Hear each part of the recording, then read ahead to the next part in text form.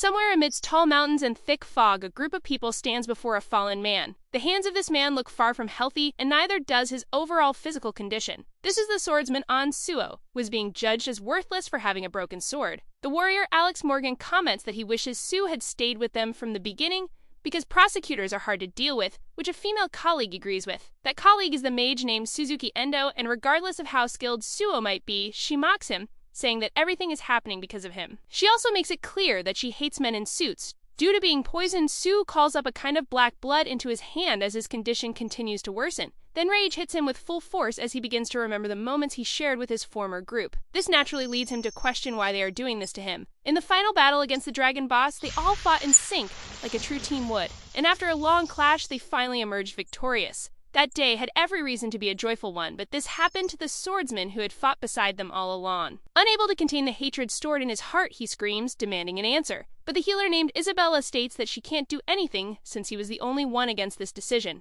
Stuvo, in turn, yells asking if they aren't ashamed, since he helped clear one of the 5 final portals. If they had done the same with the other 4, humanity would be safe. But now his former companions have betrayed him, just like the demons they were trying to fight. In any case, the archer named Hexhood remarks that at least they don't kill humans, and he makes sure to remind them that he had warned what would happen if the portals disappeared. The truth was that hunters who lived off them would lose everything, leading them to become delinquents in the eyes of the people. So believing that Sue doesn't want to become a target of people's fear, Hex says he likes the kid, and that if Sue agrees to rejoin the group, he'll accept him. But it was clear that Sue wouldn't stoop to that level after being stabbed in the back. Regardless of anything, he didn't have much time left as his body had been poisoned by Suzuki and his wounds were already severe. Sue had no chance of surviving there, so there was only one thing he could do. Of all possible actions, taking one of those traitors down with him for the glory of humanity seemed the best. So Sue released the rest of his aura, thinking this would be his last attempt at being a hero. Alex is the first to feel fear, but Suzuki shouts that something like this is no big deal.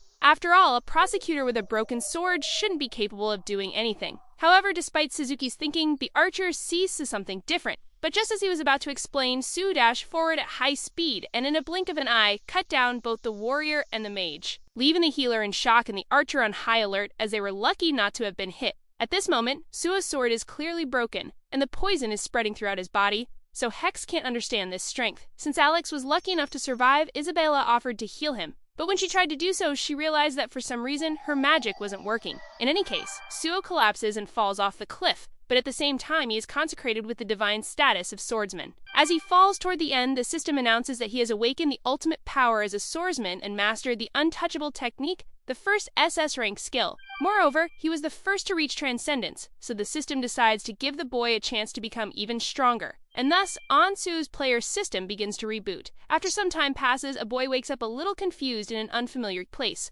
But he doesn't even have time to grasp the situation because he is carried away by a firefighter. Naturally, Suo, who is the protagonist of this story, asks what is going on. Then, seeing the civilian is fine, the man explains that a portal opened nearby. The presence of a firefighter and the fact that he didn't die both catch Sue's attention. But what surprises the protagonist most is what unfolds right in front of his eyes. At this moment, an explosion occurs in the sky and many small monsters wreak havoc in the city of Cinderum. The unbelievable thing, however, was that this was the station that had once been consumed by a portal in the past. At first, the portal had exploded and soon after, goblins appeared just like now. Suddenly, a sharp arrow strikes the firefighter in the back, giving him no time to react. With him down on the ground, one of the monsters approaches the protagonist, who also falls. Even on the brink of death, that firefighter is more concerned about telling Suo to run away, so the protagonist decides to make a test by picking up the public servant's axe from the ground. He then stands up, and at the same time, the firefighter once again urges the boy to give up, saying it's too dangerous to fight demons. But Suo simply throws the axe at one of them and lands a direct hit on the monster's vital spot, knocking it to the ground, completely defeated.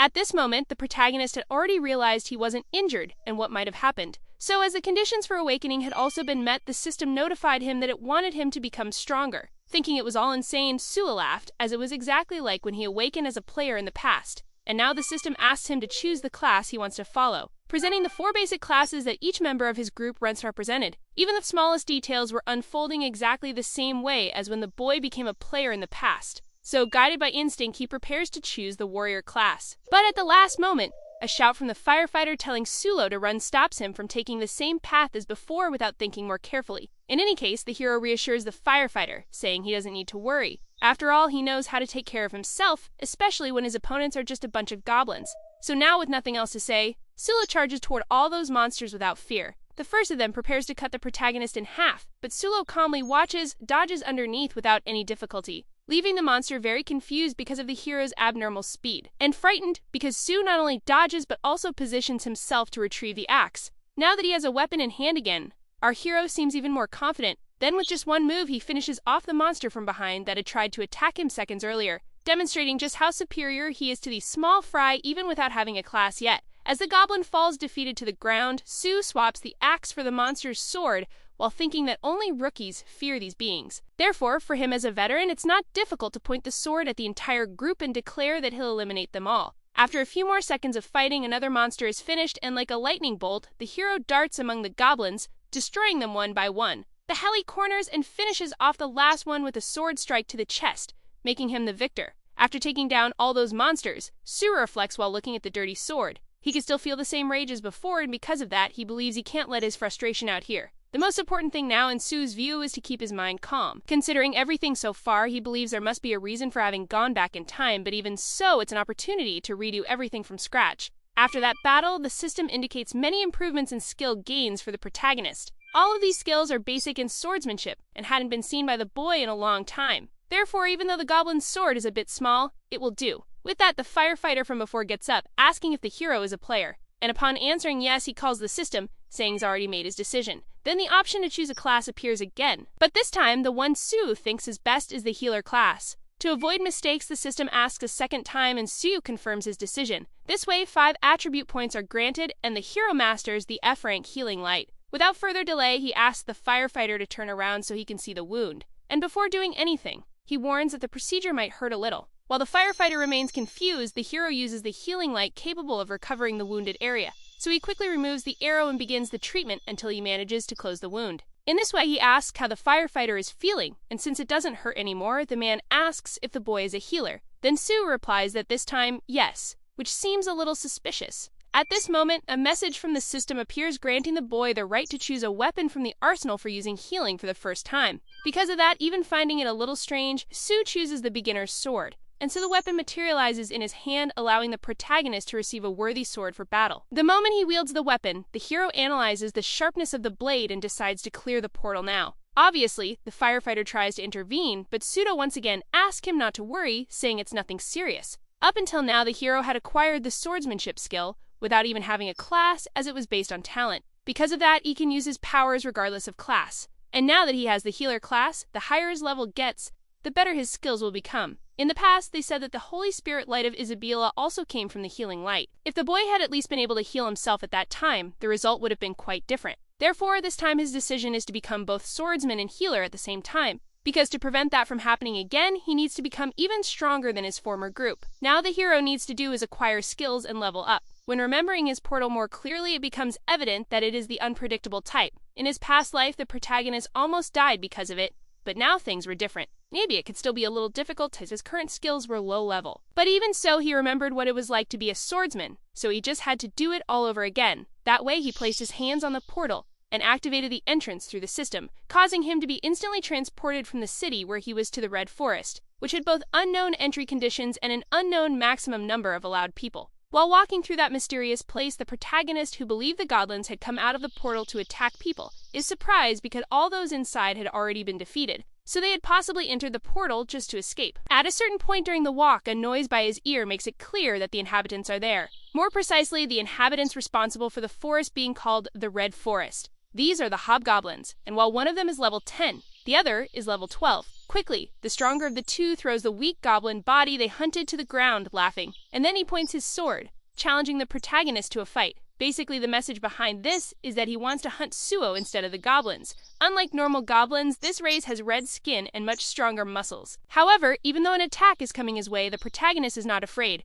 because despite everything, they are still just weak goblins to a veteran like him. Even though he's not scared of his opponent, the protagonist decides to dodge first. That's because his current level is too low to easily cut the hobgoblin. But since that's the case, he thinks of another strategy capable of overcoming this problem, and charges forward of all the speed he can to attack the lower level monster first, using the strategy of targeting the beast's weak point, which in the case of these opponents is the eye. Even with the level difference between them, the protagonist manages to be effective, but he knows that if the knee were a bit stronger, he'd be in trouble. Still, to the hero, hobgoblins remain just weak monsters. Therefore, the quick finishes the job of taking down the first monster in front of him, even feeling a little surprised at how quickly he did it. So Sui blames himself a bit and thinks he should be more careful next time, especially because he needs to use one of them as a test subject to find the rest of the beasts in the pack. The remaining hobgoblin fills with rage after seeing his partner defeated. Because of that, he charges madly at the protagonist and tries to attack in every possible way, but none of them even come close to hitting. At a certain moment, the hero thinks that if he keeps hitting the monster, he might end up gaining more skills. So if he keeps dodging its attacks, he might also gain something, which is proven when the protagonist masters B rank evasion. So now that he's achieved what he wanted, the hero draws his weapon and blocks the monster's attack at the moment it gets close. In this world, blocking is so important that there's even a weapon made just for that, and it is a basic skill that supports many others. Because of that, a second time the protagonist blocks the monster's advance, and soon a third, until he masters the B rank blocking skill, which leaves him satisfied. Fortunately, the hero manages to do this before the monster is defeated by exhaustion, so now that he can end this drawn-out battle, Su sends the hobgoblin to meet the same fate as his partner. With no more opponents, the hero thinks about finding another, and as a mysterious silhouette appears, Su decides to focus on leveling up. Back in the city, the civilians are gathered a bit away from the portal, and several nearby players are trying to enter by any means. Everyone was very irritated to the point of wishing the worst for Su for entering without permission. But at that moment, none of them knew who was inside. The firefighter from earlier, for his part, reported to the officers that a player who had just awakened entered the portal alone. But he also didn't forget to mention that this player killed all the goblins by himself and healed his own wounds. In any case, those men in suits had arrived too late. Although the fact that a healer killed all those monsters alone really left one of them confused. Judging by the monsters in that place, the portal didn't appear to be difficult, but entering alone is not the action of a healer. In addition, the officer questions how a healer can act like a warrior. Atelde also calms down, considering the possibility that the player entered by accident. But if he really manages to clear the portal alone, things might turn out differently. With nothing more to do there, the officer tells his assistant to notify him if anything changes, and he pulls out his phone, thinking he needs to find out who this guy is, no matter what. Back inside the portal, the protagonist advances with his sword in hand, and having already gained a considerable level increase, he begins killing several hobgoblins with great ease. Thus, as he approaches another group that initially appears confident, they are all eliminated at once, except for one who suffers heavy damage but continues trying to seize the opportunity to fight. Because of that, the hero kicks the beast's hand before it can grab a sword. The monster tries to speak, but no voice comes out, so the hero standing in front of him simply tells the hobgoblin to run after his companions to ask for help and make sure to bring as many as possible back to where he is. Meanwhile, the protagonist decides to take a look at his attributes. He knows it's better to evolve all of them instead of focusing on just one, and he feels satisfied for having earned a very good bonus. Now that he has acquired most of the basic skills, the next step is what comes ahead. Then, looking at the body of one of the monsters, he pierces it with his sword until it touches a crystal. Luckily, what he was looking for was in one of those monsters, and although he doesn't know much about it, he decides to take it. This is a magic stone that, if large, is categorized as rank D and worth about 50,000 won per piece. Before, the protagonist didn't even bother picking up something so small, but now, unfortunately, he's out of money. Therefore, he seriously considers whether he should spend his time collecting the rest, which inevitably is exactly what he does until he reaches the last of the magic stones, which at least will ensure a good amount of starting money. At this moment, the ground begins to shake as if an earthquake is happening. Then, looking around a bit, the hero realizes the guests have finally arrived, and that the portal boss will likely appear afterward. Because of that, on that battlefield, a horde of about 30 hobgoblins emerges. So believing he should level up a bit more before facing the boss, the hero asks if the monster he spared wants to go to the afterlife along with its friends. Obviously, without any kind of dialogue, the hobgoblins charge toward the threat with everything they have, and being in greater number, they feel quite confident. However, to their misfortune, Su is faster than they expected, and with just a single jump, he already manages to get into a favorable position, which allows him to eliminate several of them there with a simple, continuous slash from beginning to end. One of the survivors tries to attack from the side, but the hero defeats him instantly as well. The system indicates a level and attribute increase for the protagonist, but since there are still many left, he gets ready to finish this quickly. First, the boy cuts one from behind, and then those coming in from the sides. Thus, using his speed as an advantage, he silently eliminates one of them, using all the swordsman techniques he learned in his past life. That is, until something catches his attention as suddenly a stronger monster strikes the hero's defenses with an axe. But instead of being scared, the hero is happy about it because finally, right in front of him, the level 20 hobgoblin boss appears. Still inside the portal in the Red Forest, an explosion caused by the result of an attack occurs.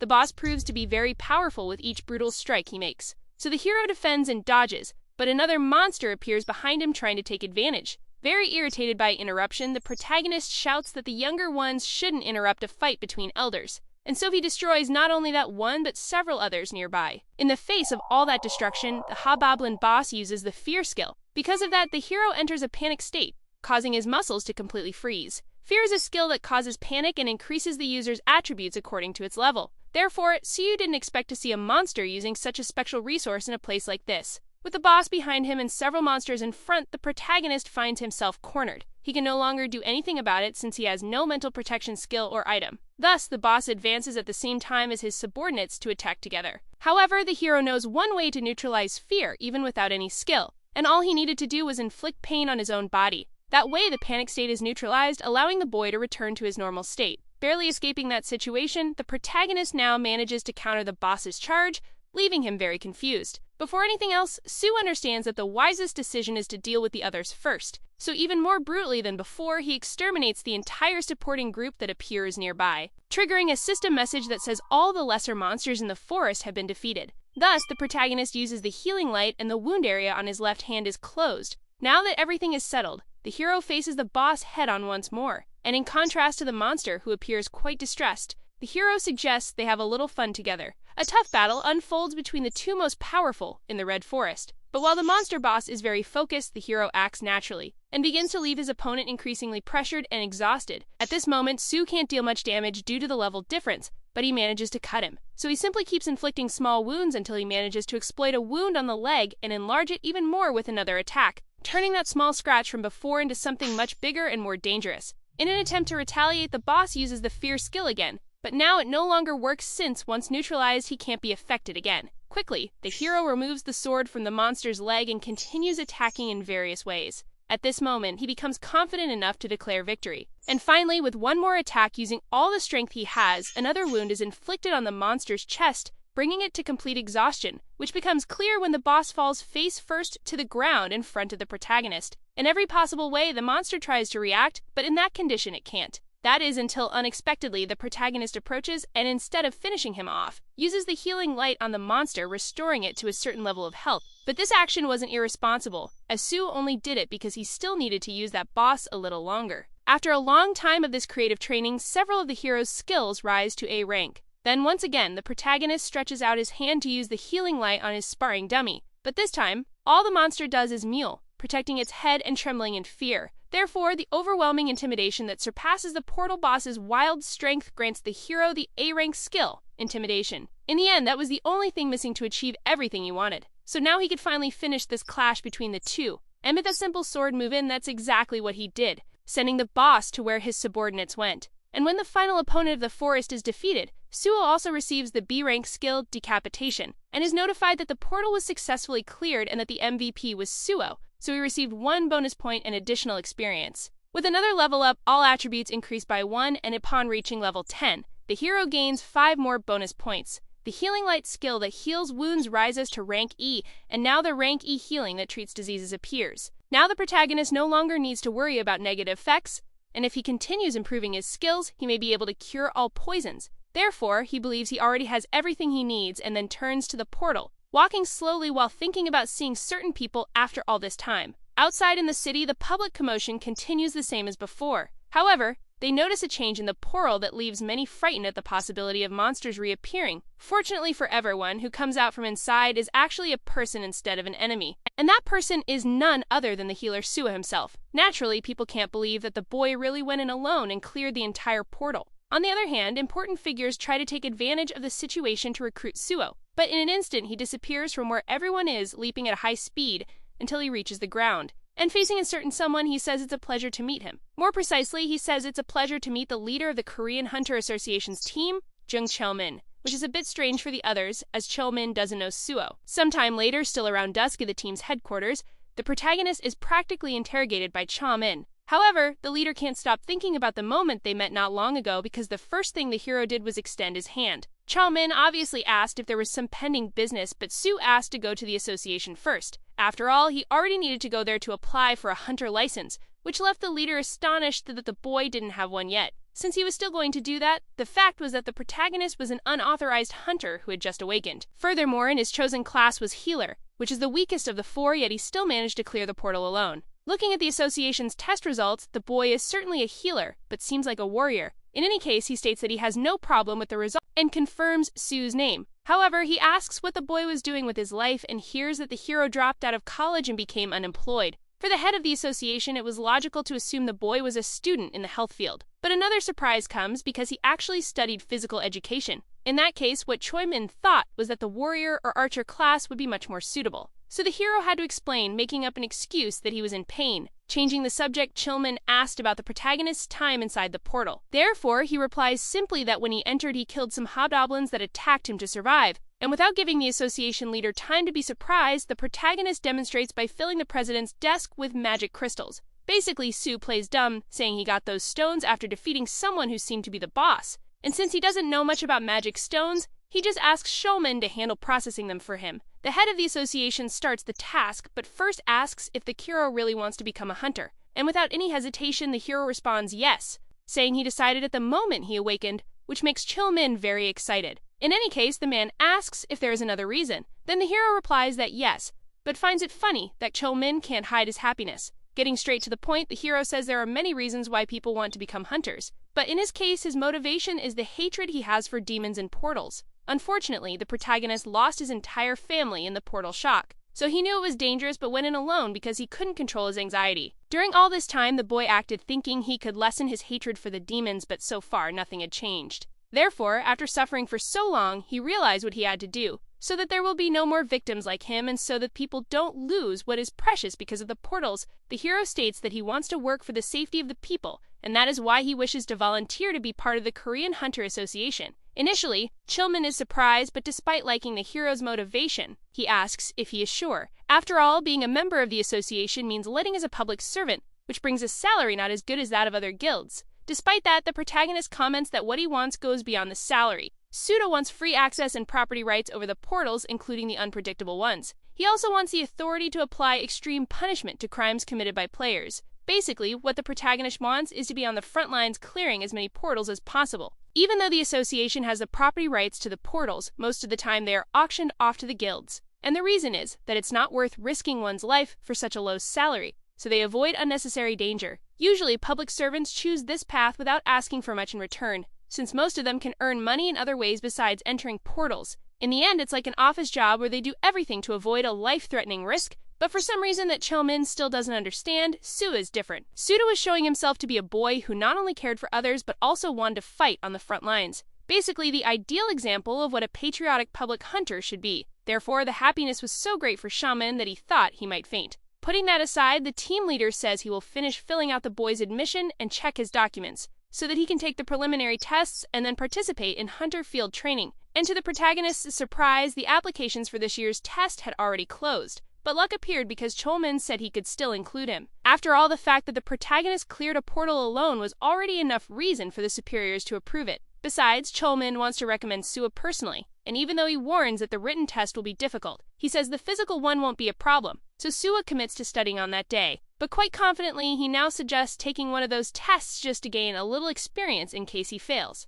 In that case, Choi-min, surprise, comments that they can start as early as today. However, the hero suggests the next day, already apologizing because he says he doesn't have any money until the magic stones are processed, so Choi-min hurries to process them as quickly as possible. During all these years in his past life, Choi-min was the only one he could trust. So now that he was back by his friend's side, the hero thanked him for the help. Some time after the admission test, the leader informs him that he already deposited the earnings from the magic stone sales, which surprises Sue for amounting to 3 million. A bit embarrassed, Choi-min explains that public servants are exempt from the stone processing fee, so the hero decides to ask for another favor. So heard there's a library of the association and that several books from there will be used in the test. The hero knows it's late to study but insists on going through some of the material, so Sue asks if he can have permission to enter there to prepare at least a little. Unfortunately, Choi-min says it's something very easy with a smile. Shortly after, the two arrive at the library, and Choi-min says the hero doesn't need a card to leave. Soo-ji lets the protagonist stay as long as he wants and says goodbye, hoping he passes the test.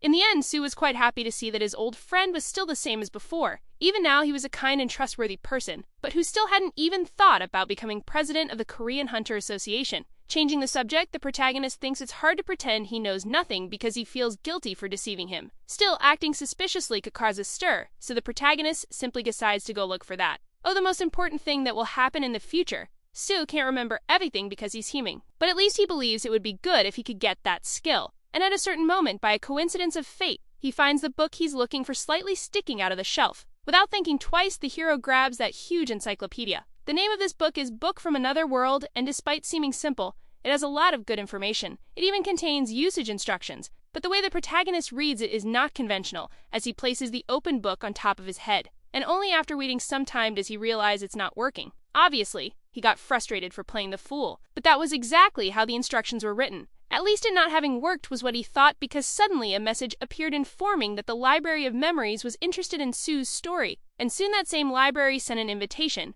opening again above the hero's head. But this time, on its own, it sucked him into a portal that brought him to the secret location of the true Library of Memories. It is said that the library makes a person remember everything they have ever seen or heard, even if it's something painful. The human mind has a forgetting mechanism, and that's why people don't remember many things, but the library is different, let a curse. The person who attained this ability before was the head of the Hexagon Guild and a former employee of the association. While she was studying in the library and preparing to leave, she ended up falling asleep on top of a book that was large and soft, and so she was lucky enough to gain an ability. Thanks to her, it is now the protagonist who have the ability, so if he thinks of repaying her by treating her to lunch later, the library system asks if the boy would like to donate his story to the place. Therefore, he remembers that one of the abilities is to recall everything he has ever forgotten, and since he went back in time, it is essential to keep in mind all the distortions that will occur in time, making this ability one of the most necessary. Upon accepting the suggestion, Shua donates his story to the Library of Memories. Then it begins to visualize and document all the protagonist's memories,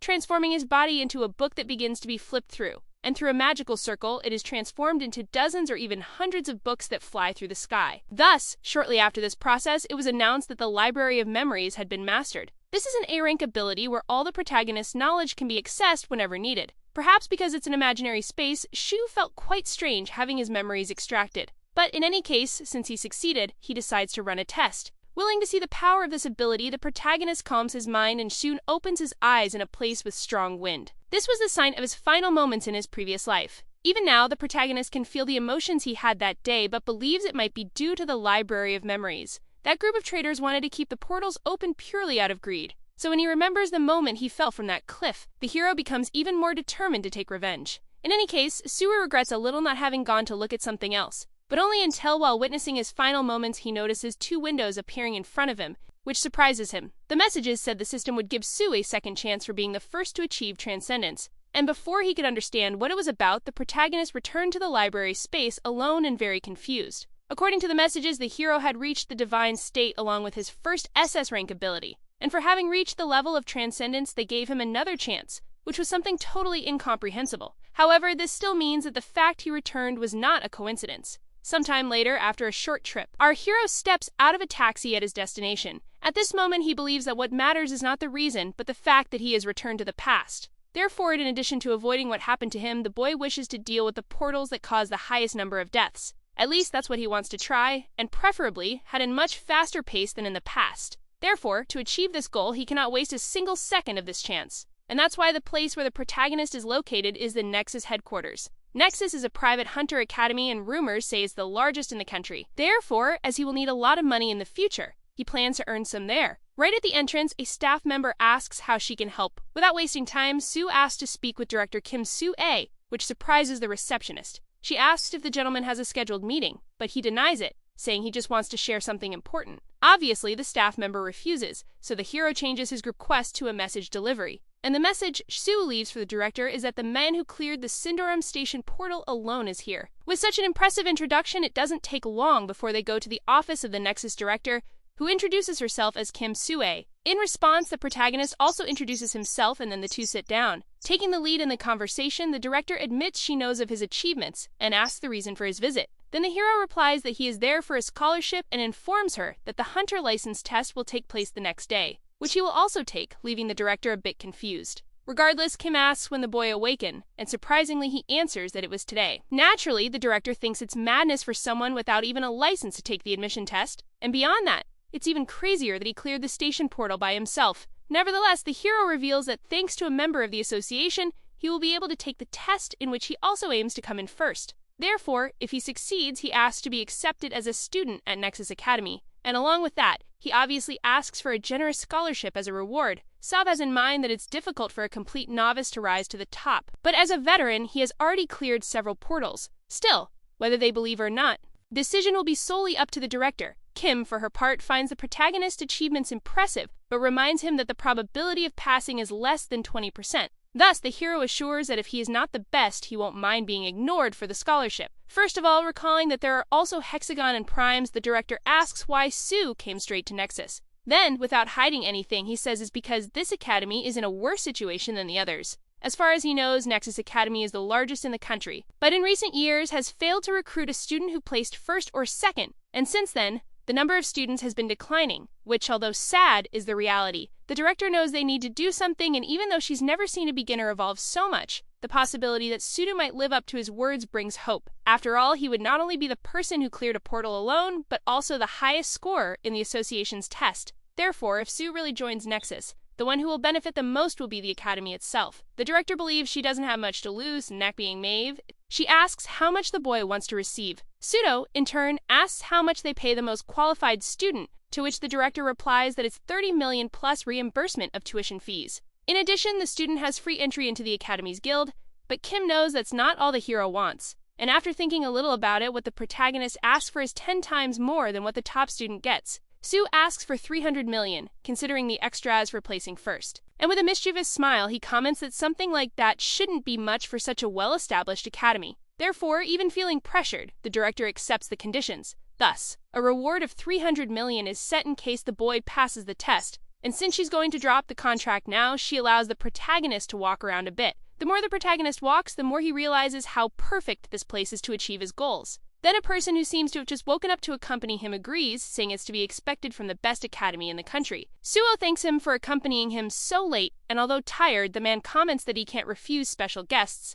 A little further away, the hero notices someone who appears to be a student training in the area. To explain the situation, the guide informs him that it's the most dedicated student in the academy. He shouts Diane's name, advising him to rest a bit from training. However, since he is in his third year, this man, Kang Daehen, believes it's his duty to push himself a little more. In the past, Daehen was the #1 tank in the country, and Shir remembered fighting alongside him, known for his great strength. Therefore, it was a shame that tanks have lost relevance over time. Upon noticing an axe instead of a shield, Sue understands that the young man has not yet found his path. But contrary to what it seems, that is good because he could use the opportunity to intervene early. Diane is someone who will join the Nexus Guild in the future, so Sula thinks he should befriend him and take him to the association. When to meet for the first time in this timeline, the guide introduces them, and the atmosphere is quite friendly. Knowing the boy will also take the test, Sue asks if he plans to use the axe as his main weapon. Surprisingly for Daehen, what the hero wants to know is the reason for his choice. Therefore, although feeling a bit pressured, he replies that it was a recommendation from the academy, and the guide agrees with the suggestion, stating that the axe is perfect for someone as strong as him. In this case, the hero asks if the young man intends to keep using it.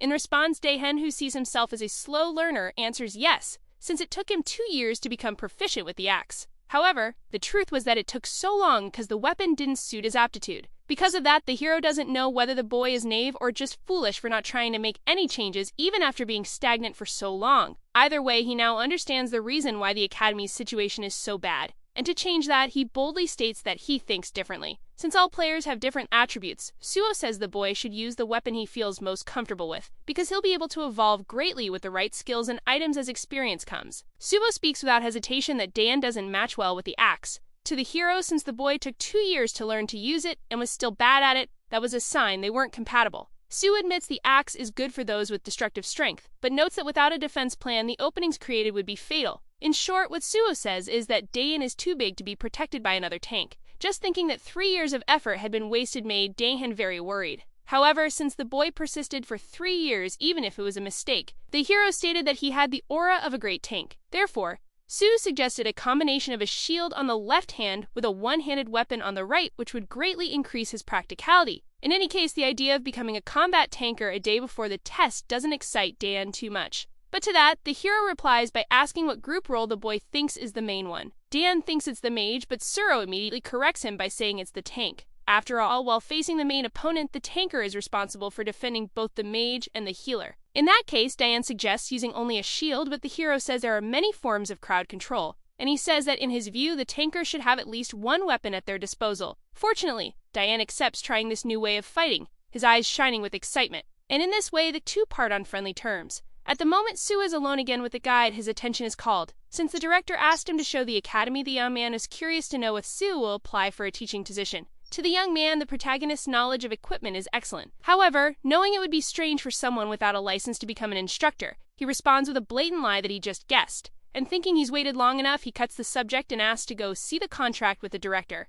The next morning, on the day of the admission test at the headquarters of the Korean Hunter Association, the place is full of players who want to take the test to get a license and, naturally, a good position. But Suo cleared a portal alone is an exception to the rule, because unlike the others who prepared in advance, the condition of our hero was the worst of all. Sometime later, an organizer politely asked the participants to form a line according to the number they were given. And since an anti-doping test will now be conducted, the hero believes it's no big deal, because people who usually use these tricks don't consume, but rather enhance their abilities. Among the strongest present are level 5 hunters, but the magic of one of them is certainly higher. However, not only he but several others are doing the same thing, and since the protagonist's sensitivity to distinguish mana is greater than that of many others, he gains this skill, mana sensitivity, level B. Looking with this sensitivity, it becomes even clearer that the place is in a mess, and the hero already knew the association's system wasn't very good. But as he didn't imagine there would be so many people cheating, he decides to do something about it. As always, Shulman is in the audience helping when Sula needs support. Because of that, the hero passes by some people who don't seem very happy with the written test. And the same goes for our hero, who also cheated in the end, since he only passed thanks to the Library of Memories. Anyway, Leader Chilman asks if the protagonist did well on the written test. Then when Sue replies that he did, the man explains that he's there to provide support since they're sure on staff. In any case, Chilman praises the hero's intelligence, so Suo needs to play dumb a little. Changing the subject, Suo says he has a request to make, not for help, but related to the test. While the hero questions why they don't conduct a mana test. While doing his test, the protagonist says he observed things and now asks showmen to do the same. Conventional blood and urine tests can detect drugs in the body and also prevent item fraud by confiscating all belongings. However, he also believes that abilities should be checked because using mana detection makes it easier to spot cheaters. And in response to this advice, Showman simply thanks him and says he'll make sure to check before the physical test. But before a hero leaves, the association leader asks him to wait a minute, and sincerely says he's rooting for Sugo to pass as he's looking forward to working with him. Naturally, Cholman also hopes the protagonist's score is good, and so the two part ways with our hero thanking him for the support.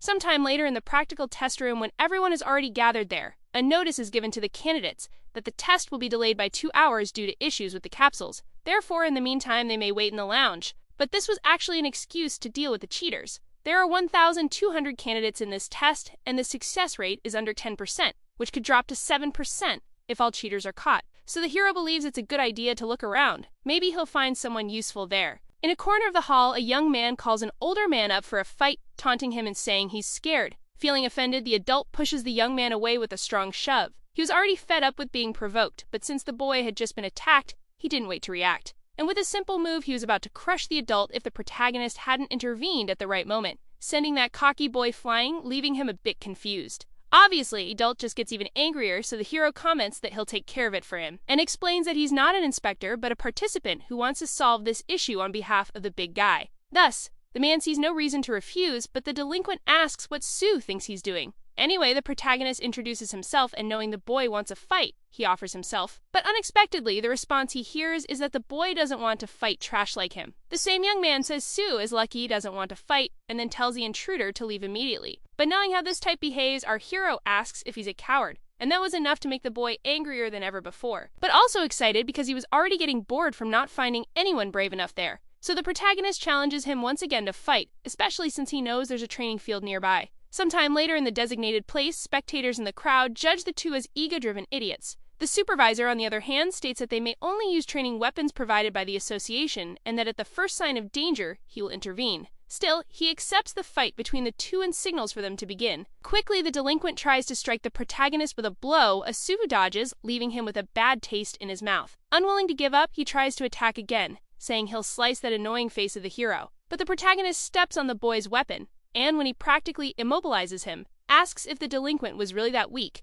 and if he was just bluffing earlier when he pretended to be strong, which obviously infuriates the boy. In the past, this delinquent named Park Young was known by the name Mad Swordsman. Park had an immense thirst for power and always tried to fight others whenever he had the chance. No matter how strong they were, after all, he was someone who only thought out power. This thirst for power eventually led the boy to become a hunter-killer in the future, And inevitably, the protagonist knew he'd be in a place like this. When he saw him in his past life, Park was actually strong, so now he wants to prevent that path from repeating. But better than talking is showing it in practice, so the hero kicks the boy away, making him slide across the ground, and then mocks him, asking again if that was all Park had to show despite his confidence. Next, the hero also suggests they stop since he knows this must be Park's first time fighting someone at level 10. However, the boy laughs at his own situation and, claiming the protagonist is too relaxed, says he'll fight seriously from now on, which of course our hero has no problem with. Without wasting time, Park charges in and strikes downward of all his strength, but the hero defends using only one hand, and even when several more attempts are made, he remains impressively calm. Despite that, Sue admits that Park is better than before, but the boy can't understand how he's still so far behind.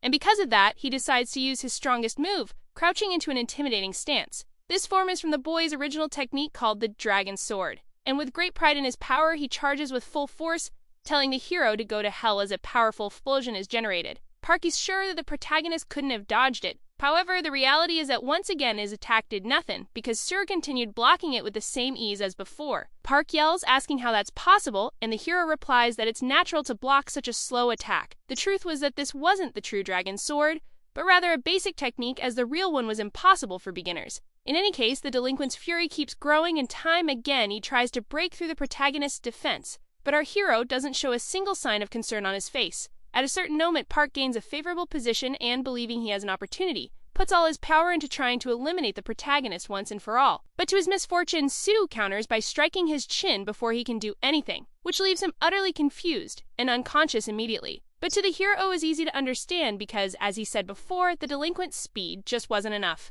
With his opponent lying on the ground, Sue believes it's best to stop because if he injures him further, he might get into trouble. At the moment, the protagonist knows it's better to focus on himself than get involved with others. And now that Park has been educated, the protagonist believes the training center will finally be at peace. With nothing more to do there, Sue calls out to the supervisor, who initially seems a bit distracted. And since he knocked out his opponent, he asks the man to wait with the boy until he wakes up. After those 2 hours pass, a physical test finally begins with the participants entering the capsules. In the area, there are more supervisors than before who are possibly disguised man inspectors. And with the excuse that they aren't compatible with the capsules, several cheaters are gradually taken away. In the hero's case, since he's already ready, he's told he can lie down. And if anything strange happens during the test, the given instruction is to press the emergency button. Thus, the instructor says the test will begin, and the very moment he presses a device, the protagonist begins to be transported to the location of the physical test, and the player's subconscious is connected to the system, which begins loading at 5%, until it soon reaches full load for the situational test for healers. When he opens his eyes, the protagonist realizes it's quite unexpected and that the probability of healers passing is low. So he wondered why, until he came across several accident victims needing help and understood the situation the program had created. All these horrors would have been enough to traumatize the protagonist in his past life, and inevitably, now the high prices healers charged made even more sense. But in any case, Sue decided to stop talking and start acting. The practical test is said to be the most important part of the hunter exam, and it works according to the chosen class, serving to show how qualified the person is for the job. The test simulation changes every year and serves as the passing criteria. Generally, the challenges are one-on-one or group combat with scores determined by time and abilities used. But the test for healers is a bit special because unlike the attack-based classes, it's evaluated by how much they can heal. Obviously, having excellent healing skills makes a difference. However, for most, the amount of sacrifice is more important, so healers must heal people even if they risk their own lives. In other words, in this test, the protagonist must die saving others, and even if he dies there, he will remain alive on the outside. Therefore, before that happens, he must save as many people as he can. However, going against common sense, the protagonist picks up a sword from the ground while wondering if he really has to die. After all, he believes it's far too cruel to ask someone who has already died to die again. As he walks through a post-apocalyptic setting, many cries for help can be heard, and all of them were already in extreme conditions, except for one person, so the hero asked if she was okay. That person was a girl who was desperate to run away, so Sue immediately assumed that she'd keep her alive until the end. Therefore, the hero says that the rescue team is already on the way, and he tells her to stay calm because until they arrive, he will certainly take on the role of protecting her. After some time, people start coming out of the capsule, and one of them feels frustrated about going home with a not-so-good result. So he leaves with a rather downcast expression. The staff member responsible for the hunter in turn analyzes that the result was 9 minutes and 4 seconds. So due to the difficulty of the test, she believes there won't be many who pass. Anyway, she asks Director Shen about the participant he is overseeing. And incredibly, the man replies that his hunter has already been in the capsule for 30 minutes. A result like that is enough to make the girl run to the location to see it with her own eyes. But even seeing it, she can't believe the reality of the situation. As he's lasting so long, the girl asks if he's a warrior, but Shin says he's a healer. Obviously, the girl doesn't believe it, but the fact is that Sue can be seen using a sword on the digital panel. And besides that, the healing ability is also clear for both to verify. The girl thinks it's amazing that a healer can fight so much, so she asks if they should fail him if he doesn't die. But the director, who knew the test was to protect the civilian until the end, disagrees since Suo is fulfilling the objective. In other words, not only was he right for not abandoning the girl, but the protagonist also kept fighting to protect her and healed her whenever he could. In other words, by continuing to risk his own life to protect her, he fulfills the conditions. And since the system did not interrupt the test, there was no reason for them to interrupt it either. In any case, it was clear that the best candidate of the test had already been decided. Back to the protagonist's perspective, at the moment when one of the monsters jumps at him, hungry for human flesh, he waits for the perfect moment until, when many others enter the reach of his sword, they are all cut at once with an extremely fast attack. Despite this, the protagonist believes he must be even faster to achieve his goal. So he draws his sword once again, trying to be faster than before as he slices through several monsters. Without wasting time, the protagonist continues the extermination, easily defeating 2 of those mutant dinosaurs. And when he passes the rest, he cuts them in the air, defeating them before they even hit the ground. Therefore, with all this brutality in front of her, even the civilian who was once scared becomes impressed. And quite intelligently, the protagonist masters the sword draw, consequently increasing his speed proficiency. As the system detects the player's movements, it allows the mastering of skills. And although the experience gain is low, it is still possible to improve techniques. In addition to gaining some new ones, most of the ones he already had were raised to rank A. With all the basic swordsmanship skills well developed, the protagonist could now ascend them, and thus possibly be lucky enough to obtain a technique as good as Park's. Therefore, with the system's recognition, the protagonist was given the opportunity to register his own skill, and now he was one step away from acquiring his technique called Guardian Sword. Naturally, the protagonist chooses this as the name of his technique. Then, recognizing the boy's skill level, the system allows him to create it with his own swordsmanship style. In this way, the skill Guardian Sword of rank S is successfully created. With this, the hero's skill efficiency and speed increased by 50%, also receiving 10 bonus attribute points. The system wants him to continue walking the path of the sword and therefore also grants him sword knowledge of rank S, which removes all restrictions related to swords, also adding a 50% compensation effect. In the past, it had taken Sue 10 years to achieve this, but now that he remembered everything, it was infinitely easier. Anyway, the protagonist realizes that the number of monsters has stopped increasing, so the test must be coming to an end. Moreover, he wants to get out of there, but to finish the challenge, there are only 2 options. The first is to die, and the second is to kill all the monsters in the area, which, considering the protagonist's personality, it was already obvious he would choose the second. Sometime later, the instructors still hadn't intervened in the protagonist's test, and naturally, to everyone's surprise, Sue actually managed to kill all the monsters.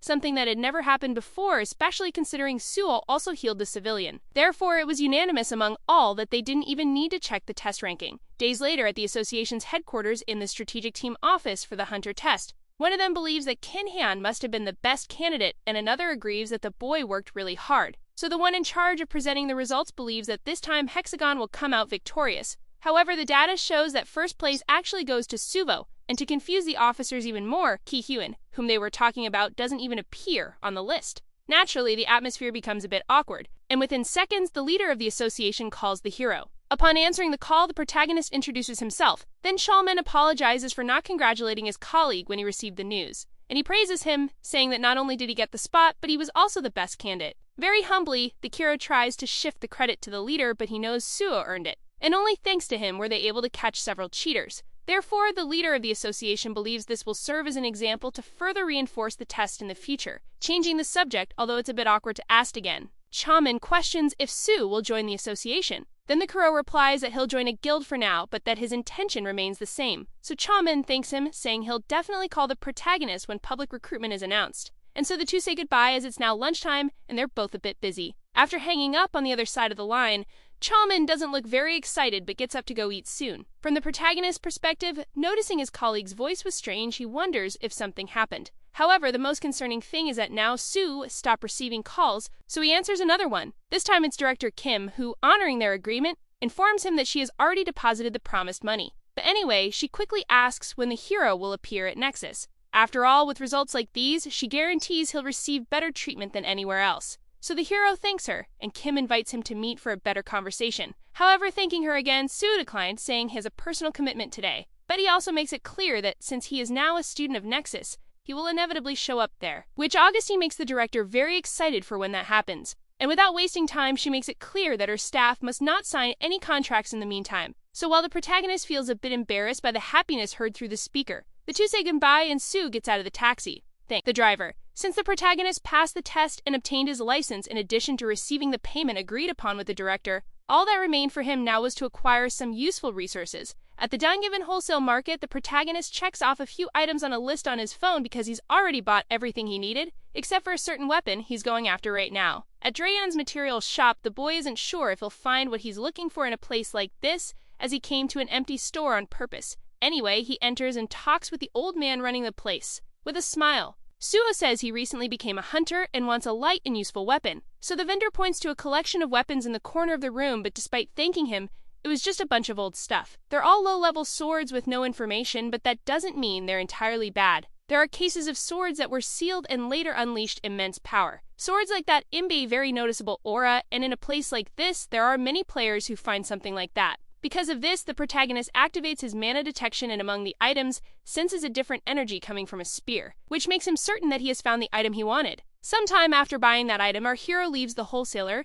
and he's very proud, knowing that if the seller discovers its value later, they'll regret having sold it so cheap. Anyway, the hero decides to begin the process. In the first stage, he closes his eyes and focuses, channeling the weapon's energy into a flow. His own mana is infused into the weapon, and thus the seal begins to break, until with an uncontrollable release of energy, the spear's subconscious begins to awaken. Our hero feels greatly pressured as his mana is being drained. But suddenly, the process is interrupted by a sudden collapse that causes the protagonist to throw the spear to the ground and nearly faint. A bit more of that and he would have been completely exhausted. Therefore, Sue realizes he'll need at least 100 mana attribute points if he wants to awaken it. So although it's not useful now, Sue understands that he needs to become stronger, use it. Sometime later at PBS headquarters, a young man is typing. His phone rings, so reporter Cho Jin Hwai answers without bothering to stop working. On the other end of the line, the caller is on Suo. So the young man starts thinking about who this person might be, until he remembers the young hunter who placed first in this year's association test. And furthermore, Sue also reveals that he is the one who cleared the Cinderum portal,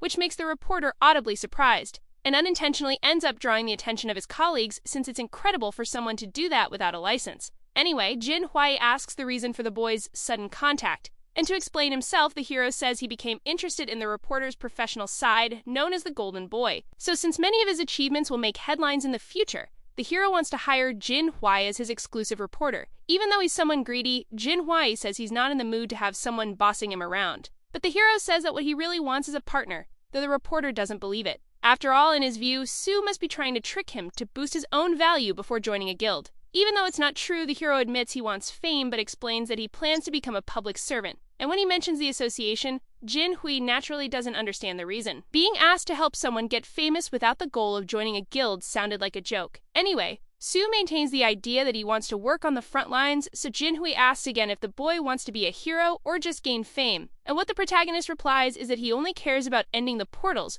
which the reporter doesn't quite understand. This meeting with the hero felt very strange to Jin Hui. Not caring much about it, he said he understood what Sue meant, but even so decided to decline the offer, saying he would only write the articles he wanted to write. In that case, as usual, the hero proposes a bet between the two. Understanding that he will have to earn the reporter's trust first, he says he'll prove it through his abilities, and that, as a hunter, he plans to conquer the Tower of Trials alone on that same day. Jin Hui knew that even for a powerful group, conquering the tower was impossible, but that was exactly why the hero was using the situation to gain his trust. After all, if he succeeded, Jin Hui would have to accept being his exclusive reporter. The best player who ever worked in the newsfield was reporter Jin Hui. He is someone who takes pride in coming from a wealthy family and only accepts special requests. But in the past, he worked several times with Suo, changing public opinion. However, due to his ego, he was fired and disappeared since in any place, a needle that's too sharp can be a danger. Jinhua was what you could call that needle, and after getting into a fight, he had to step away, but the hero doesn't plan on letting him disappear again. By winning this bet between the two, it'll be good to have a promising reporter nearby. And since the condition for victory is so extreme, Jin Hui's ego leads him to accept the hero's bet, so the two part ways. And Masuo's final message saying he's already heading out to conquer the tower, the reporter feels extremely irritated. Believing the hero is crazy, he doesn't understand why these things are being said so suddenly. And in the end, he concludes that the boy isn't bad, just really annoying. Jin Hui believes he is not the kind of person who lies in situations like this, but still feels quite stressed. Regardless, the reporter doesn't stop his activities there. Deciding not to worry about this matter for now, he leaves the office thinking he has nothing to lose. A few minutes later, the tower challenges. A line of people can be seen around. Right at the entrance, a government employee responsible for managing the place looks bored. Wasting no time, the protagonist asks if he can enter, and since he has a credential he's allowed in, the fact that he is alone draws attention. The employee says it's not forbidden to enter the tower alone. However, judging by the hero's new license, he suggests it's better to go in a group to avoid getting too hurt. Even though it's good advice for most people, the protagonist declines it. So despite having a bad feeling, he agrees to let the boy go as long as he pays the 70,000 entrance fee when charged. But he also yells for Suvo to return immediately if he encounters any real danger. The Tower of Challenges is practically a hunting ground. Any player below level 20 can enter freely to level up like in a public portal. And since he doesn't have much experience yet, this is the best place for the protagonist to level up. He opens the gates to the first challenge and shrewdly enters the interior of a Tower of Challenges. The system of the place warns that it will be possible to leave at any time once surrender is declared. Suno then materializes his sword, which will serve against the first enemies he will face, and so the first floor's challenge begins. At that moment, a huge liquid green monster appears in front of the hero. It attacks directly without even thinking twice. The monster on the first floor is a slime, and at first glance, Sudo was impressed with its size and speed, but in the end, it barely dealt any damage. Therefore, if he keeps acting like this, it will be a blow to his ego. So the protagonist thinks he should finish it quickly before getting pushed back again. With a precise sword strike to the slime stone core, a crack forms. Even though the monster tried to keep advancing to attack, the critical hit to its most sensitive part causes it to explode. This makes Suva realize that slimes could be easily destroyed with attacks to the core. Thus, our hero finds himself victorious, but soon notices something that shocks him. Right in front of him now are many others to face due to the slime's ability to divide. In the end, this is why it is recommended to explore in groups, since most floors have monsters that act in groups. Wasting no time, the protagonist slices one and moves on to destroy another with a powerful spinning strike. At the same moment, he uses two smaller monsters as steps to reach the larger one and stabs his sword right into the center of the slime's core. Stoyle pulls his sword out of the larger one and quickly throws it to hit the next core, causing the monster's structure to collapse from the inside out. Then, with great agility, he manages to recover the thrown weapon and spin his body midair to face the next ones. While falling, one of the last ones comes to attack Suo, but that's exactly what he wanted because by grabbing one of the monster's tentacles, his freefall stops and he can now reach it much more easily. Suo propels himself upward using the grabbed tentacle and uses the monster's body as a base to launch forward, passing over several smaller slimes. Using this advantageous position to his favor, our hero descends, slashing each of them with great skill, also destroying the core of every remaining monster in the place. With the battle over, the tower system announces that the first floor has been cleared and asks if the boy wants to face the second. A purple crystal at the top of the place begins to shine, preparing the change in territory, and since there are 48 floors, Sue agrees to face the next challenge. The highest record in the Tower of Challenges is the 48th floor, but that was in his past life. Currently, the record is the 29th. Both records were achieved in groups, but intelligently, the tower always scales challenges according to the participants. Therefore, as the number of people increases, the experience gain decreases, although in a long confrontation, a team is always beneficial. So if someone wants the best record, the standard is to form a team with level 20 hunters. After some time in the tower, the protagonist manages to conquer the 18th floor. And despite common sense, he believes he doesn't need any of that. Therefore, the moment the system offers the 19th floor challenge, the protagonist accepts, and the territory begins to change. The 19th is different from all he has cleared so far because it has only one monster, which means is a very strong one. Because of that, without wasting any time, the protagonist charges toward a red light that appears to be his opponent. He jumps with all his strength, determined to clear the floor of the single attack. However, all that red mist dissipates with the appearance of a humanoid monster. The hero tries his best to finish it off before it fully manifests. Right when the monster shows its first signs of interaction, the hero smiles because he made it in time. He then cuts his opponent in half in a very clever way, and without even allowing a real challenge to occur, the 19th floor is cleared. As always, the system asks if the hero wants to face the next floor, but the 20th is placed on hold. Another thing about the 19th floor is that usually monsters disappear once they are killed, but that is not the case with this boss, which means something valuable can be extracted from it. Thanks to his past knowledge, the hero obtains a fang. This is an item that cannot be used alone because it has its own conditions. Therefore, mana detection is activated, and upon seeing a point of energy on one of the tower's walls, the protagonist realizes he found it. By inserting the fang into this place, which seems to influence space-time, the whole tower begins to tremble, and with blue flames swirling around a passage, the system announces that a secret portal has been found. This is the subspace that Jang Pyeon-ho acquired in the tower in the past. It is possible to enter this place after defeating the red monster. There is something special about subspaces generated by items, and that special trait is that living beings can also freely enter and exit the place. As soon as he enters, the hero is surprised by the interior that closely resembles a cave. Suddenly, a light similar to the previous one begins to shine near Suo's chest, and since the current subspace's owner is dead, the system asks if the hero wants to become the new owner, which he accepts. Then, as simple as it seems, he becomes the new owner of the subspace. Thus, the S-rank subspace ability is acquired, which surprises Shu again for being an ability instead of an item. It is said that the subspace changes according to the magical influence of the owner, which is why such a bright light like the sun suddenly appears. And within seconds, the system announces that the subspace has been rebuilt. To the hero's joy, the moment he opened his eyes, he realized he had practically gained a new home. The place adapted to Su's manner and personal taste, so the stronger it is, the bigger the subspace will be. But what pleases the hero the most is obtaining this before Jang Pyeon-ho,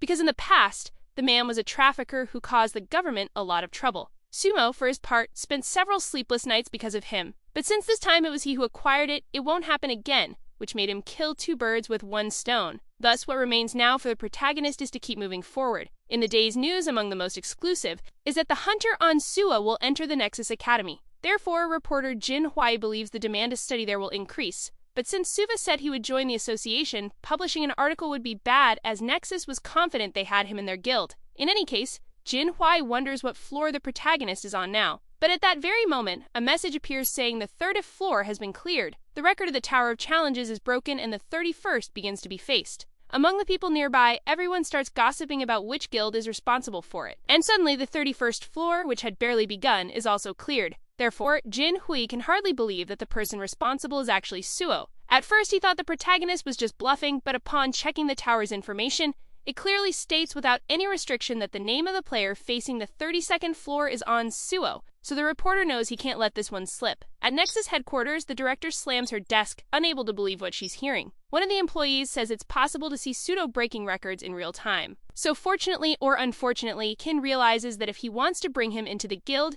he will have to pay much more than he had imagined. Therefore, he also decides to contact the president of the association first. Shortly afterward, the player On Su begins facing the challenge on the 40th floor, and Cholmin, who came to seat up close, is impressed by how ridiculously fast the hero is climbing. So if what he said about joining the association is true, they will have an incredibly talented person on the team. At that moment, the young man's phone starts ringing, and he immediately thinks it must be a call from the vice president. Upon answering the call, a voice yells, asking where he is. Then Cholmin informs them that he is in Pangyo, in front of the Tower of Challenges. Regarding that, when asked about his level of familiarity with Suo, the young man claims to know him a little. Therefore, an order is given for him to bring the protagonist there as soon as possible. Chadman, in turn, gets excited and takes the opportunity to say that he's also recruiting hunters for the association. However, the vice president reveals that he only wants Su there because of a photo request with the president. So with his enthusiasm completely crushed, the young man nearly breaks his phone. Unfortunately, he remembers that these people only care about their own positions,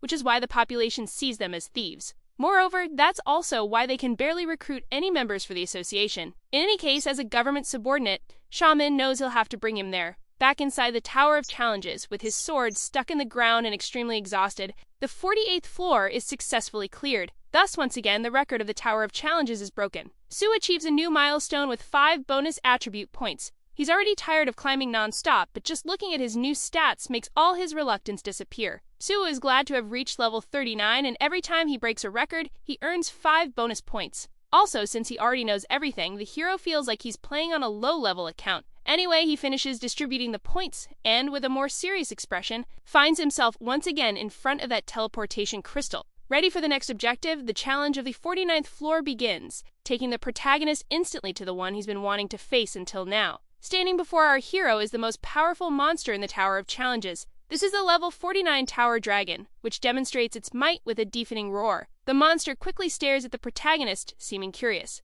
And since his enemy is level 49, Su actually feels a bit intimidated. Even though it's not a pure-blooded dragon, it's still as strong as one, so Su isn't sure he'll be able to win. But despite being an opponent that will certainly be tough, the protagonist won't give up before trying. After all, this is exactly what he came for. At the same time, Su braces himself, gripping his sword tightly. A monster steadies itself. And so the two charge at full speed simultaneously, determined to eliminate each other. When they reach a critical distance, the Triben tries to continue the charge, but Su dodges with a jump that causes the monster to miss. the protagonist can understand how something this big is so fast. But once again, the pressure of its claws against the ground shows it's preparing to strike. The dragon gathers a large amount of dark energy in its claws, and to the protagonist's misfortune, he starts being pulled in by the pressure of the wind. With the protagonist in the air, the monster opens its mouth to swallow him whole, and it really seems like that will be the protagonist's fate. But at the moment the monster closes its mouth, Suwa manages to use its own body to propel himself. This way, he manages to land on top of the dragon's head, and saying it's his turn, he prepares a theoretically fatal strike, bringing his sword down on the dragon's head with as much force as possible. The attack causes a considerable amount of damage, leaving the monster slightly disoriented.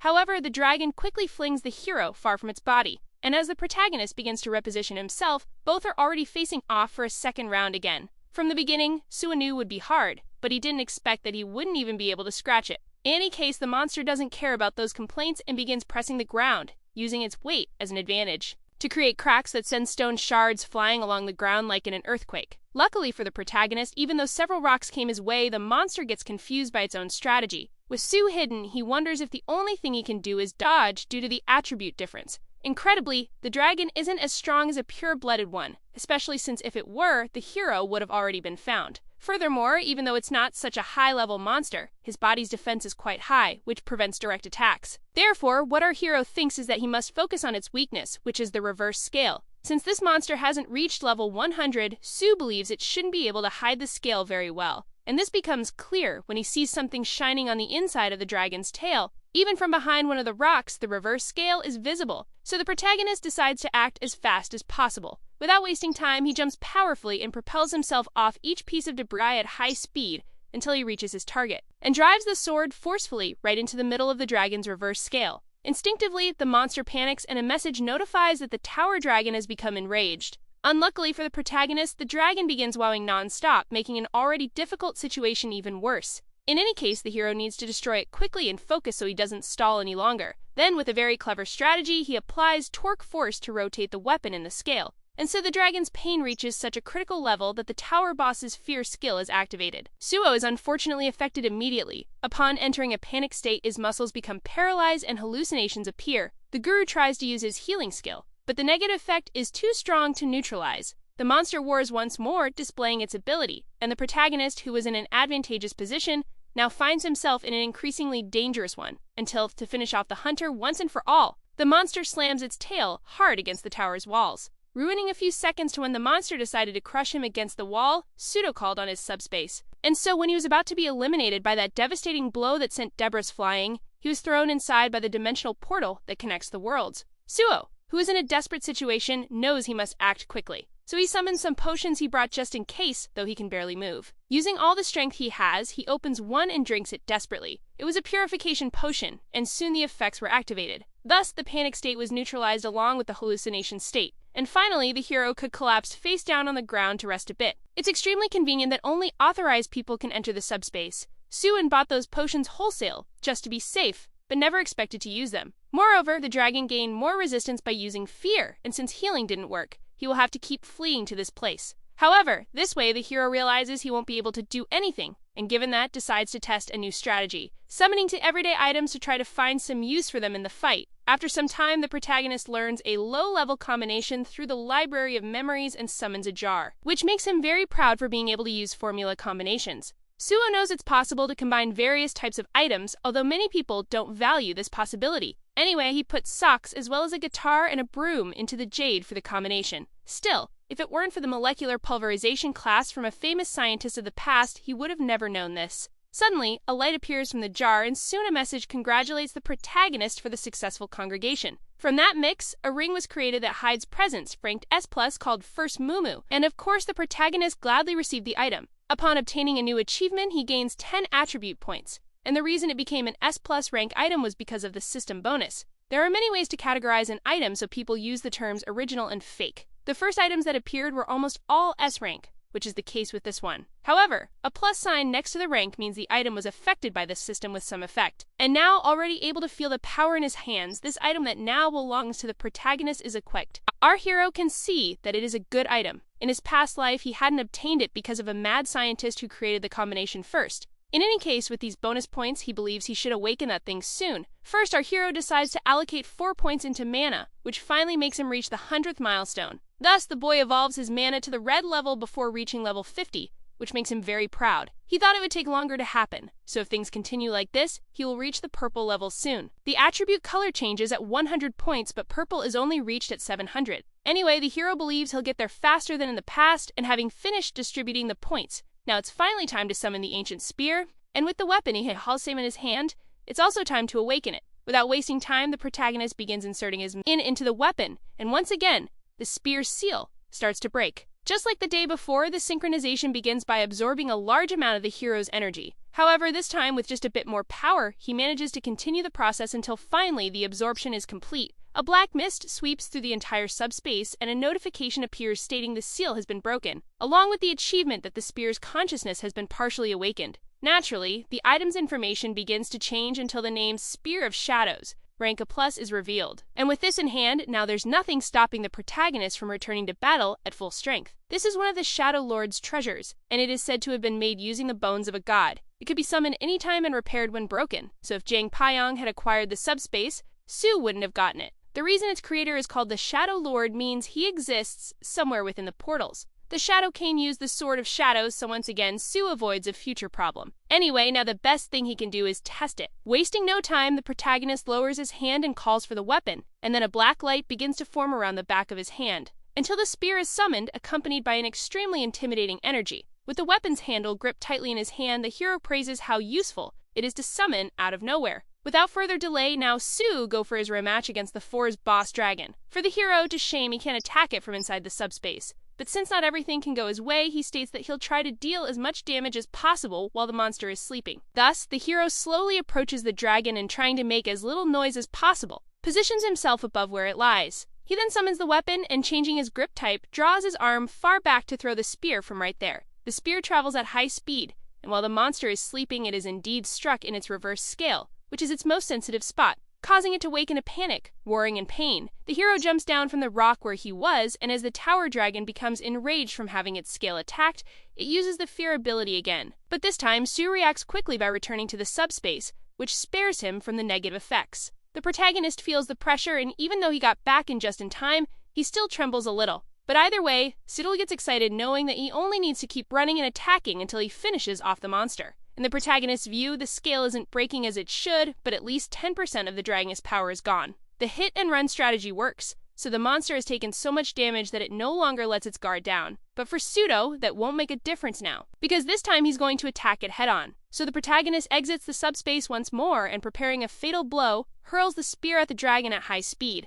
The monster, in turn, manages to deflect it, but the hero takes the opportunity to leap above it, and since he can summon his weapon at any moment, he calls it back and lands on the monster's face, stabbing the dragon with the spear's blade. The dragon screams in pain and the hero is thrown far away, making it very difficult to regain balance. Fueled by immense hatred for the hunter, the monster charges to finish him off, and now, with no apparent way to escape, an explosion occurs. As the dust settles, the monster tries to find the protagonist's remains, and since it has only one eye, it becomes difficult to locate him. That's why the hero, who came out of it completely unharmed, gains an advantage by running at high speed through the blind spot, until once again he summons his weapon near the scale. Visibly desperate, the tower driving uses the fear ability once more to defend itself, and the hero enters a panic state. However, the spear that had been thrown continues its path until it strikes the scale and completely destroys it, draining the dragon's energy. Very quickly, the hero uses another purification potion, canceling the effects of fear. Thus, while the monster tries to recover, the protagonist jumps over it with his beginner's sword in hand.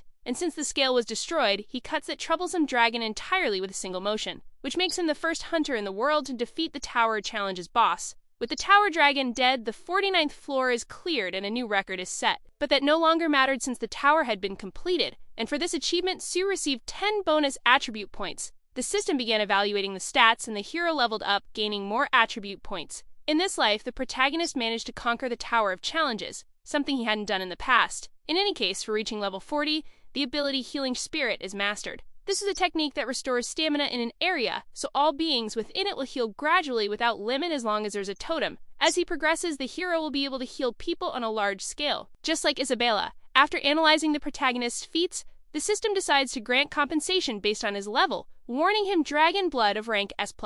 Surprisingly, this was the ability of a certain player who claimed to have taken it from a mountain dragon. The draconic bloodline allows the bearer to use the powers of one without having been born a dragon, consisting of several levels. So seeing this before him, the hero becomes very excited, especially since with it, he might become even stronger than in his past life. As expected, the reward was quite generous, so the protagonist moves to collect as many resources as possible. And to help with that, the boy summons the Spear of Shadows, because by driving it into the ground, the spear reacts to the shadow of the tower dragon and begins to devour the monster's shadow, until the dragon's body is completely consumed by the weapon, making it vanish entirely, which consequently evolves the Spirit of Shadows to rank S+ due to its Shadow Fang ability. With the increase in magical power, a new part of its consciousness is awakened. Then the hero decides to take a look at what changed in its stats. Apparently, its regeneration is now also ranked S, but what stands out most is something else. A Shadow Prison S-rank ability can be used to stun a target and trap them, and while active, the target will suffer damage from shadow bleeding.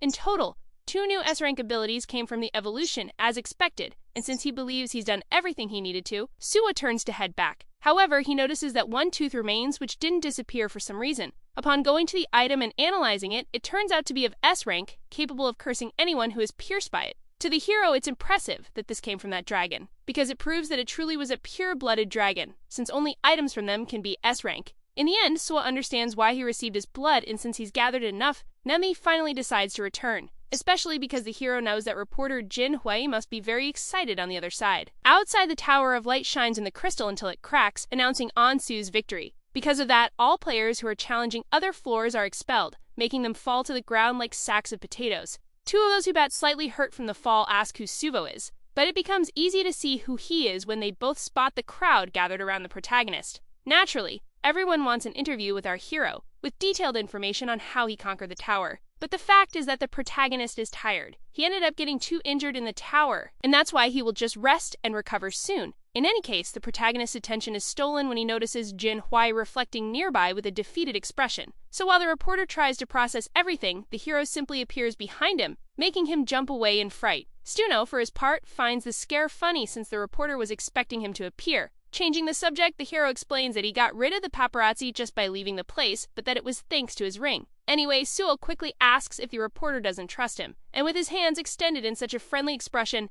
Jin Hui agrees to shake hands with the Kiru, even though he thinks he's a lunatic. Sita makes it clear that if the reporter still doesn't trust him, he can find someone else. But Jin Hui finally admits that if he didn't trust him, he wouldn't have come all the way there. So the two get into a taxi to leave before more people show up. Still inside the taxi, a leader of the association makes a call to Suo. Xiaomin congratulates the hero for conquering the tower challenges and apologizes for not speaking to him in person because he couldn't find him. In any case, the hero thanks him for the call, explaining that he fled because he was really tired. In that case, Cholman asks if the hero needs to be taken somewhere, but Sui declines, as he already has someone doing that. So he only asks if there's anything else the leader wants to say. Regarding that, Cholman reveals that he wanted him to come to the association. In fact, the association leader confesses that he never expected the Tower of Challenges to be conquered because it worked like a public portal. But since all that happened, they are conducting an investigation. Then the hero simply states that if they need any information, he'll be willing to provide it. And in that way, the two say goodbye, agreeing to get in touch later. Knowing the president and vice president's personalities, the protagonist is sure they probably just want a photo. So although he feels bad for Tell Min, since he will surely get caught up in trouble, Sue doesn't want to meet those two.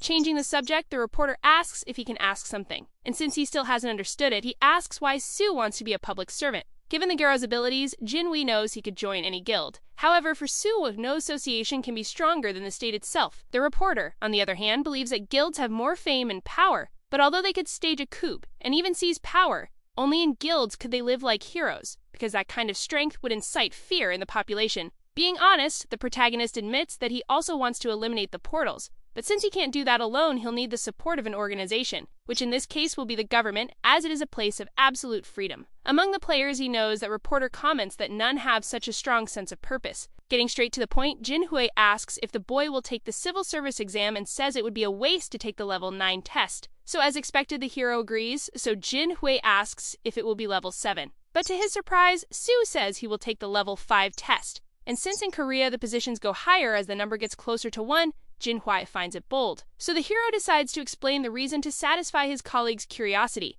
But first, he also makes it clear that this is not information to include in the article. After some time talking, Jin Hui realizes that it's a good plan, and that's exactly why the hero asked him not to reveal it. Anyway, Jinhwai said is that when the time is right, he will make an official announcement, and since the reporter will monopolize the news, he will certainly gain an advantage over the others. That being the case, now that they've gotten out of that mess, the reporter asks if Sue wants to go home. Since his information is already leaked, many people are likely outside his home, but the hero makes it clear that, just like he escaped before, he'll manage to get in. Instead, Jinhwai suggests that the hero stay at his place for a while. After all, the guest room's ready, and the security is good enough to prevent any intrusions since it's located in the Kaisernchangnam, basically the part of the city where luxury apartments worth billions are sold. Upon entering the place, the interior is so bright that all Sui can think about is how privileged Jinhwai is.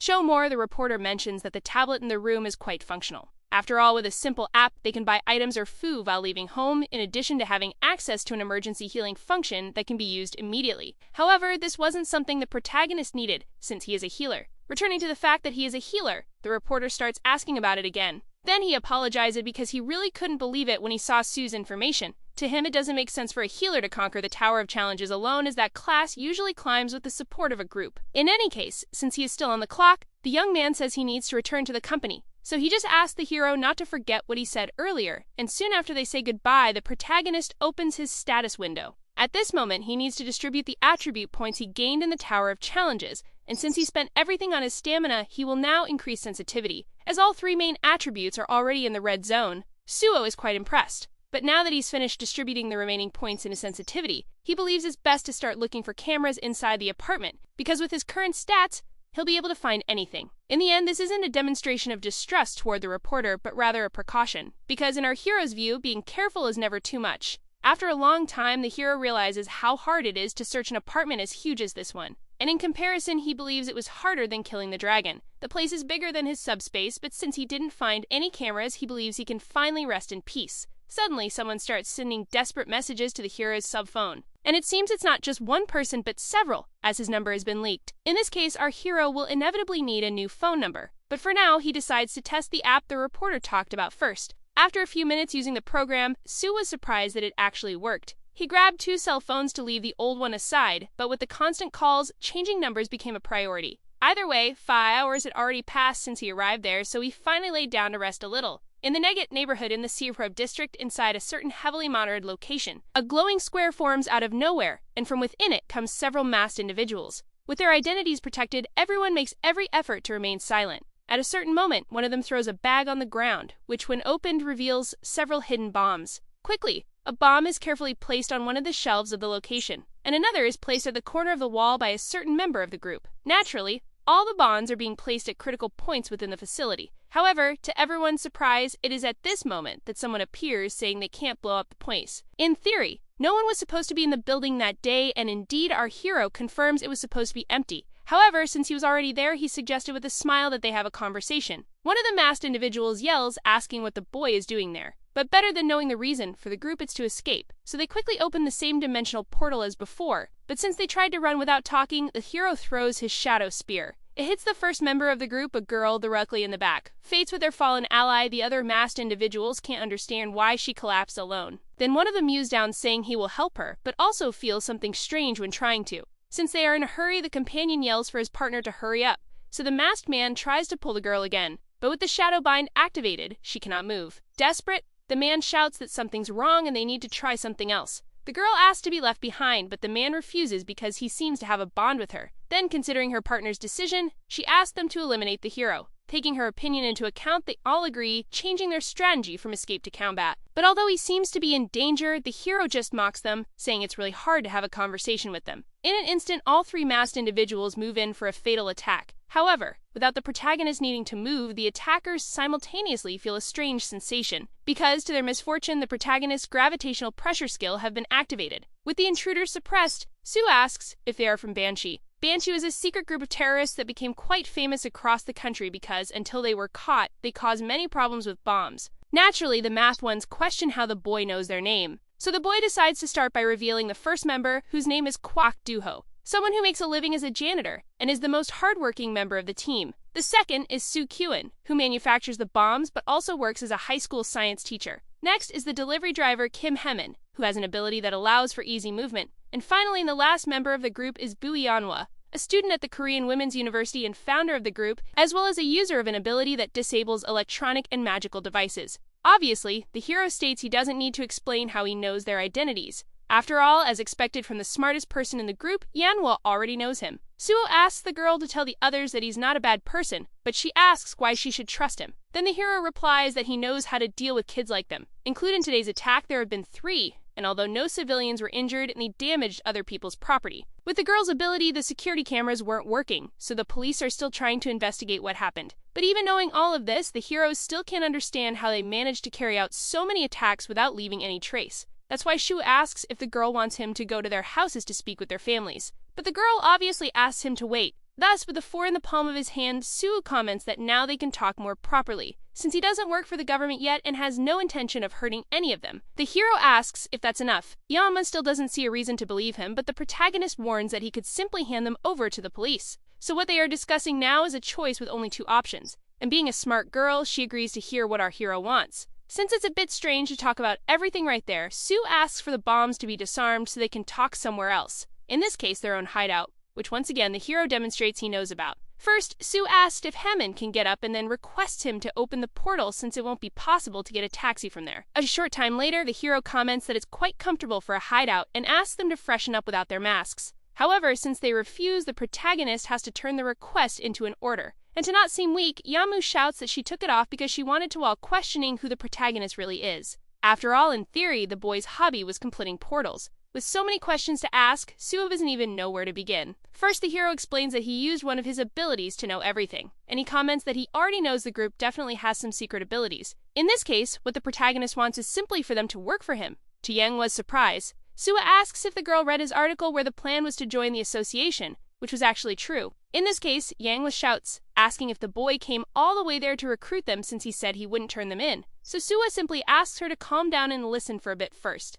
The protagonist says he will take the level 5 test, and that after receiving a promotion, he plans to join the Special Forces Department. Due to their reactions when he mentions his goal, the hero asks not to be looked at like that. He knows the hatred the group has for the Special Department, which is precisely the reason they commit acts of terrorism. That's why the hero explains that he also has similar reasons as theirs since the portals left him orphaned. At first, the boy thought it was just as bad luck, but later he realized it was a disaster caused by humans. When a portal is clear, a safe zone is designated, and that's why many people buy homes. However, the government knew that a portal would reappear in that place and did nothing about it, using the excuse that there were many development projects in the area. At this moment, the hero already knows who is responsible, and that's why he wants to become the leader of the special department, to make those people pay. The special forces are the most powerful part of the Hunters Association, capable of influencing other departments and conducting investigations. Among all this regarding the Four's revenge, a hero also wants to help, but he will need someone to act for him from the shadows. Yang, in turn, comments that there's no guarantee the boy will pass the level 5 test. Then Suo says they can decide after he passes, but makes it clear that if they commit any act in the meantime, he will personally turn them in.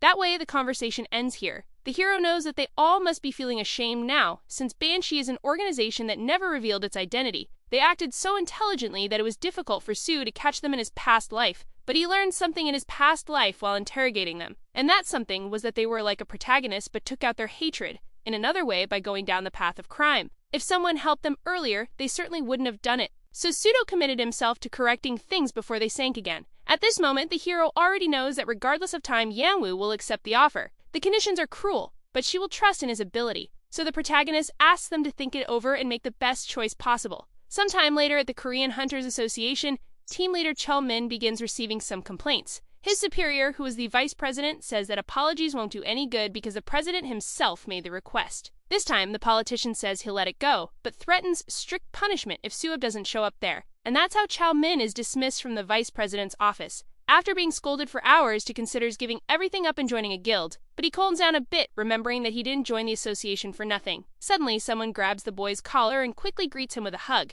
asking how the leader is doing. Unfortunately for the boy, he meets this person at the exact moment he's angry. This person is the leader of the special department named Pai Sunyeo. Sunyeo comments that it shouldn't be hard to bring one single person there. After all, if they accuse him of something and force him to come, they can just apologize later. Obviously, Shomin doesn't quite understand what the other leader is saying. So to explain better, Sunyeo suggests adding to the invitation that the president wants to see Sue because he's being investigated. Since he heard that the boy also wants to join the association, Sunyo believes it will benefit everyone. Brushing off what he considers a weird joke, Seanmin comments that something bad could happen. Then Sangyo says that every time he sees Cholmin, he thinks of him as a good person, but also is so naive for being an officer afraid of a mere hunter. Thus, Cholmin pretends to agree under pressure. Sanyo says their job is to put fear into hunters to make them obey orders. So as the boy is a leader, Sunyo says he should start acting like one. After all, sometimes there are better ways to solve complicated situations. Anyway, the special department officer says he'll always be around when Cholmin needs him. And so the two say goodbye, but despite the friendly appearance, the hero's friend thinks of that officer as someone disgusting.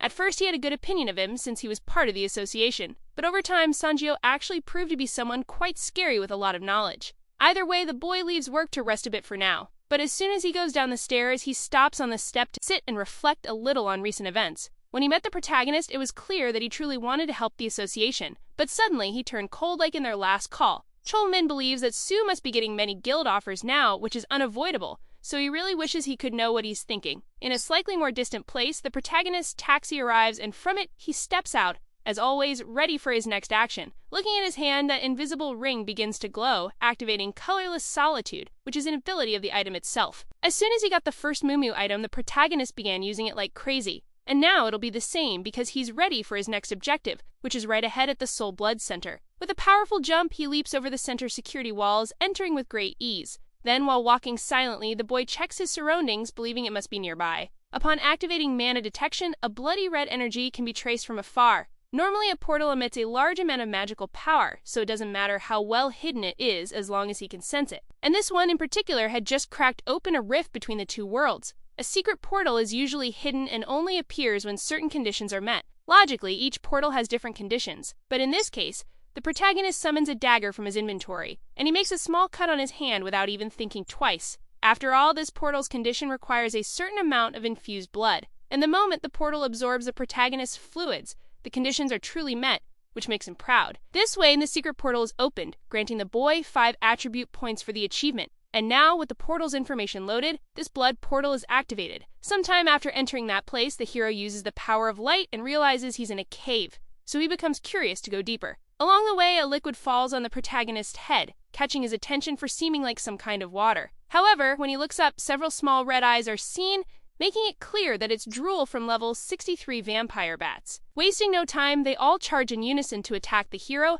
and he comments that the party is about to begin. A new skill called Intimidation is activated, generating a wave of power. And so all those monsters trying to attack the hero are easily defeated by his presence. One of them that remains alive writhes in pain on the ground, so to finish it off, the protagonist approaches, and using his shadow spirit, he activates Shadowbind by driving the spear into the ground, creating a wave of dark energy through the place, which causes all those bodies to be consumed in a few seconds by the weapon's power, leaving the place clean. Nothing is better than Intimidation for small fry because as an S-rank skill, it doesn't depend on level difference. Normally, people focus on 1 or 2 attributes, but since the hero knows exactly how the system works, he decides to give attention to all of them, rising to level 45 with 5 points in each red attribute. The hero, for his part, believes it was too much just for vampire bats, so he checks the battle log and is surprised. After all, among the bats, there were also blood slimes, which were probably hiding among the vampire bats on the ceiling when Sue accidentally exterminated them. Even though it was a great skill, Sue didn't enjoy the fight that much. But he also knows that the higher the monster's level, the more resistant they become to the pressure caused by intimidation. Thus, the protagonist keeps walking until he finally stops in front of the boss gate, where the main event of the party will take place.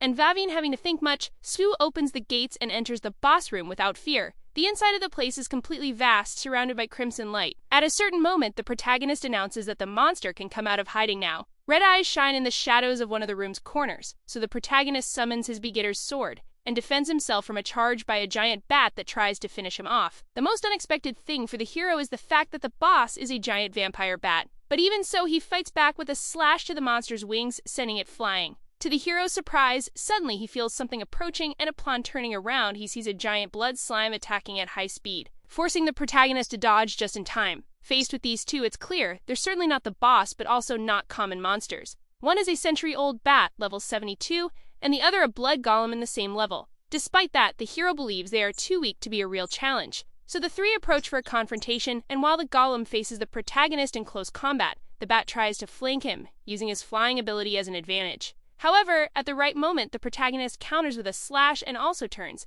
hitting the golem in 2 spots. Additionally, while stabilizing on the ground, he takes advantage of the monster's confusion from their injuries to use his full power, and eliminate both at once with an explosive slash that sends everything it touches flying through the air. Thus, as the debris from the explosion settles, the dust begins to clear and Sue gets a bit excited believing in his victory. But he quickly returns to reality because of a very important fact he has forgotten, that both the century-old bat and the blood golem had the power to resurrect whenever they wanted. The wreckage increases as the fight continues between the protagonist and the 2 monsters in the boss room. In addition to being able to resurrect, since they are blood monsters, physical attacks don't work very well. That's why the hero believes he'll have to use that. Suddenly, his hand begins to glow, and as the monsters approach, a new sword materializes. Naturally, the clash causes an explosion even stronger than the previous one. However, when the dust settles, the monsters seem worried because the bat starts bleeding after being struck in a critical area, and so does the golem. Before, it didn't matter how much he slashed, it wasn't doing any damage. But in the end, they still have a weakness against silver swords blessed with divine attributes.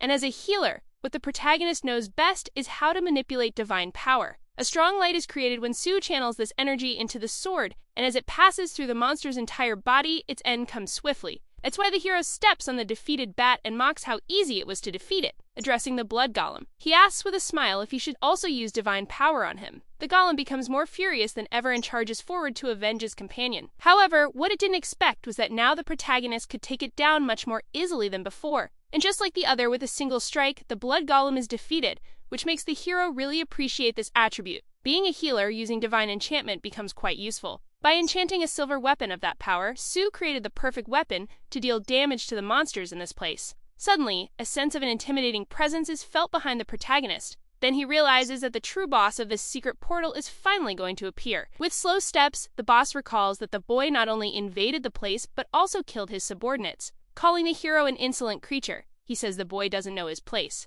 So the level 76 cursed prince orders Suo to kneel and confess his sins. But the hero asks what will happen if he says the reason he came was actually to find her. In response, the vampire attacks, claiming the protagonist is far too arrogant. In the first strike, our hero manages to defend, and even though he's thrown backward, he dissipates the magic, finishing with a mocking question asking if his majesty is done already. Furious at the intruder, the vampire changes his strategy and creates a blood sphere. And with it in hand, he believes the boy won't keep running his mouth afterward. Unexpectedly, instead of launching it at the protagonist, he infuses all the blood into the ground, then sees a blood rise around the protagonist in an instant. These are curtains of blood that blot the opponent's vision, and since the entire round is filled with the vampire's energy, the hero can't tell where he is. Either way, Shu believes it's better to concentrate since he doesn't know from where his enemy will strike. Stop paying attention to every movement in the hall. The hero turns around when he senses something and manages to defend himself even from behind. The prince indignantly questions how the boy's reaction was so fast, but Sue only mocks again, saying he has good reflexes. Between the protagonist's sword slashes, a vampire creates huge blood claws. Then when he hits him, the hero believes he's about to win. But the prince immediately shatters that expectation, revealing that something like that doesn't work on him. And now it's his turn to mock the protagonist's navy. He begins to transform, and using his skill called Blood Scream, he prepares to exterminate the intruder once and for all. Pseudo begins to get injured by some projectiles flying at him, so he changes his grip and by plunging his sword into the ground activates one of his large-scale healing abilities. Since the vampire is in demon, he's forced to retreat to avoid suffering the purification effect. The prince praises the ability, saying it's impressive, but asks what Suo did, and more than that, he asks what the hero's wounds are. With maximum pleasure in his words, the hero reveals that he's actually a healer, and sarcastically asks if he should heal the vampire too, who now doesn't even know how he's bleeding. But to solve that curiosity, the hero says he'll show him how he did it by doing it again. The lonely prince grows increasingly irritated by the human intruder's boldness, and in that fury, he charges in an attempt to unleash everything at once. The two begin exchanging blows at high speed. With the protagonist's dual grip, he's able to defend and counterattack. As soon as he deals a small amount of damage, Sue defends and then the vampire blocks a sword. Without giving up, the vampire keeps trying to strike, causing a clash of power between the two. Until at a certain moment, he smiles, having found an opening. This way, he performs slashes in a time span shorter than the blink of an eye, and apparently the protagonist is finished by the monster. At least in the vampire's mind, because the reason Sue vanished was that he had run to the prince's back. And in that advantageous position, he was able to strike with both swords at the same time. While the opponent costs blood, Hero doesn't give him time to recover and closes in again. The monster's rage grows to an absurd level, to the point that he gathers strength for one last attempt to finish the hero, creating an even greater blood war. The prince shouts furiously for the intruder to die, but Suo uses all his endurance to withstand the attack until the energy soon dissipates. Thus, the dust begins to settle, and with both of them back to back,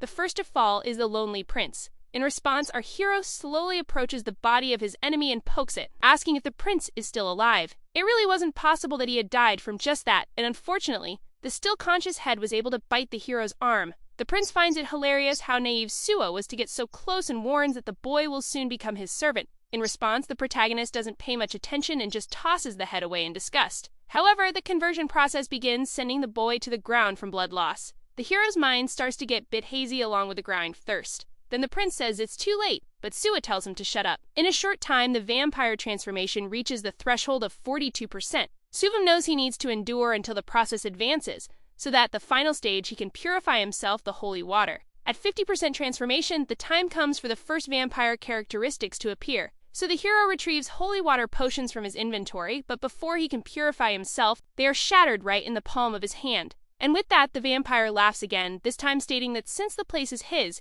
he could destroy anything inside it. The protagonist really didn't expect his opponent to be so clever. Visibly, the corridors had already been restored, and maybe those servants were being revived. Meanwhile, the transformation only progresses, so the prince says Suok should just accept it. At this stage, the boy's blood begins to be contaminated, but unlike what the vampire says, the hero believes there's still a lie. Sua's mind starts to grow foggy, but with the unlock conditions for dragon blood fulfilled, the first being reaching level 50 and the second having his life threatened both physically and mentally, the abilities Dragon Armor and Dragon Skin of S rank are immediately incorporated, halting the transformation and purifying the blood. With all the conditions for the release of dragon blood now met, the power of the dragon is unlocked along with the armor, which grants those two previously mentioned abilities. As the dragon armor effect is activated instantly, the transformation was stopped, thanks to the effect of the dragon armor. But this contaminated blood also brought in unknown power. At this moment, the protagonist realizes that his body feels lighter. To him, it was good that he unlocked this ability now. More than at any other moment, the draconic power was also S rank and capable of turning any kind of corruption into evolutionary power. The unlock conditions were never revealed to the public, but the player known as Demonic Dragon once shared. The transformation made a change and the system recognized this as a risk, but since the blood was purified, Su absorbed that corruption. When checking what he received, the vampire ability of Fef rank appears in a sealed state, so the hero questions the point of having it if he can't use it. At the very least, he wanted the racial effects, but apparently it's not possible to use dragon blood and vampire blood at the same time. Either way, some other useful abilities appeared like Vampire Blood, Blood Jade, and Blood Weapon. All of them are A rank, and Blood Weapon in particular is a rare ability used only by noble vampires. Besides that, since it requires blood to use, the hero will have to hunt a lot. The first stage is to kill a monster, and the second is to use the ability to transform it into Jade, which in the end will increase the level of the spear with the Fang of Shadows. Anyway, the protagonist yells at the vampire to stop making noise because he doesn't even understand what he's saying. The prince, still alive, can't understand how the hero is still fine and begins to degrade himself. Meanwhile, Su waits eagerly for Phase 2. Without having to wait long, a message appears saying that the cursed prince is lamenting his own fate. With that, the monster's power increases considerably, and suddenly some noises start to be heard along with drops of blood falling from the ceiling, which soon turn into a massive red sea from which the lonely prince makes his return. In a state of fury, the vampire declares that he will exterminate the boy for acting superior, and now the enraged cursed prince, level 80, prepares to send the hero into the abyss. As the protagonist braces for a charge, blood begins to circulate through the vampire's body, and soon all the liquid gathers on the monster's back, forming enormous wings and sharp claws. From the magical power released with a scream, the hero realizes that the prince is truly different now. The monster prepares a sphere of blood surrounded by dark magic, and launches it in the form of a blast toward our hero without mercy. The protagonist, taking the full impact head-on, feels a bit pressured, especially since the explosion is like a military-grade bomb. With that, the vampire believes the fight is over, but the hero appears behind his back. Unfortunately, his wings defend him, making the hero ask if he's gotten smarter too, which obviously enrages the monster even more. Either way, it was a fact that the lonely prince had become stronger. But without wanting to talk, the vampire charged forward, using his claws and new power to turn the tide. With several consecutive attacks against his defenses, the protagonist grows increasingly exhausted. With a proud smile, the hero activates his holy power, thinking victory is near. However, both of his swords are smacked in half and the vampire advances, stating that this power is nothing to him. The hero merrily dodges a potentially fatal strike with acrobatics. The vampire's feat of destroying a sword with holy power surprises Suo, and since that's the case, he decides to use his own blood nearby to create a new weapon, which to the lonely prince's surprise is a blunt weapon just like his. More furious than ever, the vampire screams for that ability to be returned, But the protagonist stands firm, and upon successfully imbuing divine power into that demonic weapon, he begins cutting through the prince's attacks, leaving him unable to react at all. The strength of the blood sword adjusts to the user's power, and with that, Su believes he can win. Sei provokes the vampire, telling him to come take his weapon back. Finally, the prince loses control again and charges forward with pure killing intent to exterminate the hero. And unexpectedly, what he uses to defend himself is a type of blood shield. With a smile, the hero asks why the vampire looks so surprised when he knows the ability can change forms. And without stalling any further, he rematerializes his sword. Thus, he boosts his strength with a spin in the air and slices through the vampire with a precise strike in the blink of an eye. After all that chaos, the protagonist is visibly exhausted. And although his head is on the ground, the monster changes his angry expression to a mocking one, believing he can't be killed. But in response, the hero simply kicks the vampire's head away like a soccer ball. Calling him annoying, he summons his shadow spear, stating that he'll take care of him before getting irritated again. All the vampire says is that he'll surely get his revenge, but the hero drives the spear into the ground beside him, activating the Fang of Shadows, generating black chains that prevent the vampire from moving. Thus, the hero steps a bit closer, and as the monster questions what's happening to him, Shuo tells him to shut up. The vampire blood ability is activated, and the extracted blood begins to be transformed into blood jade. The vampire tries to scream for the hero's filthy hands to be taken off him, but he is ignored. It's possible to see how much blood the skill consumes, and apparently the jade is only visible to its owner. Before, the person known as Blood Master was just a regular Himicenter employee who worked as a nurse. He accidentally entered the blood portal that was hidden there, and as soon as he reached the boss room, he was transformed into a vampire. In theory, the boy should have died because when the transformation is completed, the system sees the player as a monster and closes the portal. However, as a nurse, he gets healing skills to neutralize the transformation, and all of his abilities at the time were recreated as vampire abilities. He practically was reborn with a new power, and then after defeating the cursed prince, he closed the portal. From that point on, this player was recognized as the worst villain on Earth, called the Blood Master. In the end, since the protagonist was a prosecutor,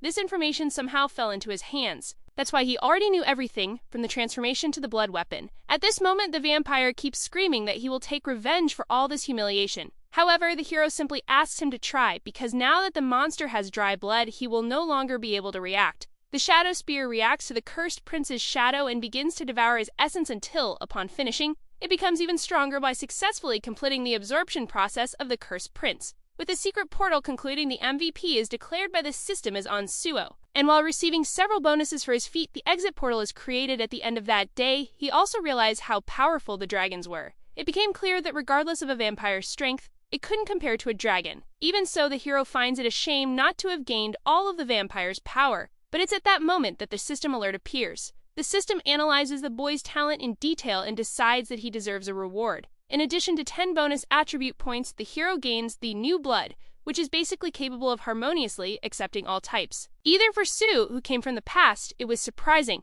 After all, a power like that, not only allowing for the mixing of races, but absorbing them in the purest ways like winning the lottery. Without delay, the vampire's seal is broken thanks to the effect of the New Blood. Thus, he evolves to S+ rank, and the original vampire ability given only to those of royal lineage also appears. Although the hero had never heard of it, this is an S+ rank ability, while the Blood Master had only attained an A+ rank one. Even those born as vampires do not possess something with the adjective original, so the protagonist believes it must be an effect of the new blood. He thought he would only be able to acquire a few abilities, but in the end, it was better than expected. And that also meant that unplanned things could happen. In any case, the boy decides to stop dragging things out and go ahead to visit Nexus Academy, where he will study. Sometime later, inside the headquarters of the Great Nexus Corporation, the director walks down a hallway with her top executives. That's because they are all there to report to a boss who is waiting for them. Kev announces that the hunter Suo will attend the next day to visit the guild. Then the president of the Nexus Guild, named B. Dongyak, says they need to prepare since there's still a chance the boy could change his mind. Later that night, sometime afterward, at the reporter's house where Su is staying, he enters the place and calls for Jin Hui, who for some reason is sprawled out on the couch. As soon as the hero asks why he is sleeping like that, the reporter wakes up. He recaps that Su conquered the Tower of Challenges, and that now he is his roommate. So with 2 drinks in hand, the guy says he waited so they could celebrate together. But when he arrived, Su had gone out, so he accidentally fell asleep while waiting for him. In this case, Akira warns that it'll be hard to take care of him because things like this will happen all the time. Change of the subject, even though it's late, the protagonist asks if they're going to drink, and since that's exactly why he's there, Jin Hui says yes. Shortly after, Su says he really liked the recommendation of that app. He knew the guy earned well with his articles, but he didn't know he was that rich. Jin Hui, in turn, explains that's what you get for being the son of someone important, and since the hero's secret was told, he agrees to reveal that he's actually the youngest son of the president of the Dazzling Group. He also reveals that all his siblings have different mothers, as if the mothers were his father's mistresses. Therefore, Jin Hui is an illegitimate child, and that's why it's a secret he hasn't told even his co-workers. When asked about it, the reporter clarifies that his work is more like a hobby. In the end, he's already received many things from his father, but no shares, and he has also refused to work at any of his father's companies. After all, the boy believes he's good at writing, but terrible at managing. In the hero's opinion, Jin Hui does well as a journalist, which makes him embarrassed and leads him to also praise Su's talent as a hunter and a toast between the two. The next day at dawn, the protagonist walks around yawning a lot, until he is greeted in the kitchen by the reporter who is already prepared for work despite it being the weekend. The hero commented that if he had known that he wouldn't have let the boy drink, but Jin Hui enjoyed it. In any case, Su asks if any article about him is in the works, but the guy says it's not possible to live just doing that. Changing the subject, Jin Hui hears from the hero that he's going to stop by Nexus headquarters today, but the fact the protagonist reveals he reached level 51 last night makes the report spit out his drink. Surprisingly, the protagonist was at level 40 just a day ago when he left the Tower of Challenges. Then the reporter comments, somewhat confused, that the more he knows, the less he understands. Anyway, he reflects for a moment looking at Suo, and quickly tells the boy to get dressed in case he wants to make a deal. The hero, in turn, says he's fine as he is, but Jin Hui insists that he borrow a suit and make a good impression. He also makes it clear that he will lend one of his cars and Su can expose himself. Thus, just as agreed, a short time later, with a convertible car, the protagonist parked in front of Nexus headquarters, naturally surprising everyone who was waiting there. Without wasting time, Su stepped out of the car in an elegant outfit worthy of a great hunter, which in the end even convinced him that he had managed to make a good impression. Inside Nexus headquarters, President Bae Dong-yuk introduces himself and the hero greets him, saying it's a pleasure to meet him. Getting straight to the point, since Su has evolved a lot in recent days, they were worried that he might change his mind as he wanted to be a civil servant. But to everyone's surprise, the hero affirmed that this was still his main goal. Given that, Dong-yuk asks why he wants to join a private guild. Honestly, the hero replies that joining the Korean Association is easier, and that he plans to take the level 5 civil service exam. So he wants to build his resume with a major guild in a sort of psychological game to avoid being intimidated in the association. That way, Su's intention with Nexus becomes clear, and in his opinion, everyone wins because while he's there, he guarantees to do his best. Dong-yuk understands the hero's goal but says he has a question. Initially, when the boy was just a stranger, he proposed a deal saying they would need him badly. Everyone there thought it would be a great opportunity, considering how things had been in recent years. But now that all the guilds are also eager to have him, the president questions why Su still wants Nexus. Dong-yuk clarifies that he is aware of the talent Su has, but he still doesn't understand his true objective. Therefore, from the president's point of view, if they accept such a strange offer, they will look tamed, and because of that, even if it's Suo, they will have to refuse. In this case, with a good laugh, the protagonist responds that it's something personal, recalling a certain speech from the president. Also, although he doesn't know much about the others, Stu is aware that Nexus is the corporation most committed to contributing to the Korean nation. Where the portal disaster happened in the past, the guild that helped the most with the rescue was this one. Because of that, the protagonist trusted those words, so since he wanted to help people, he believed there was no better place. He also stated it would be even better if they could continue working together after he joins the association, which Dong-yuk approved.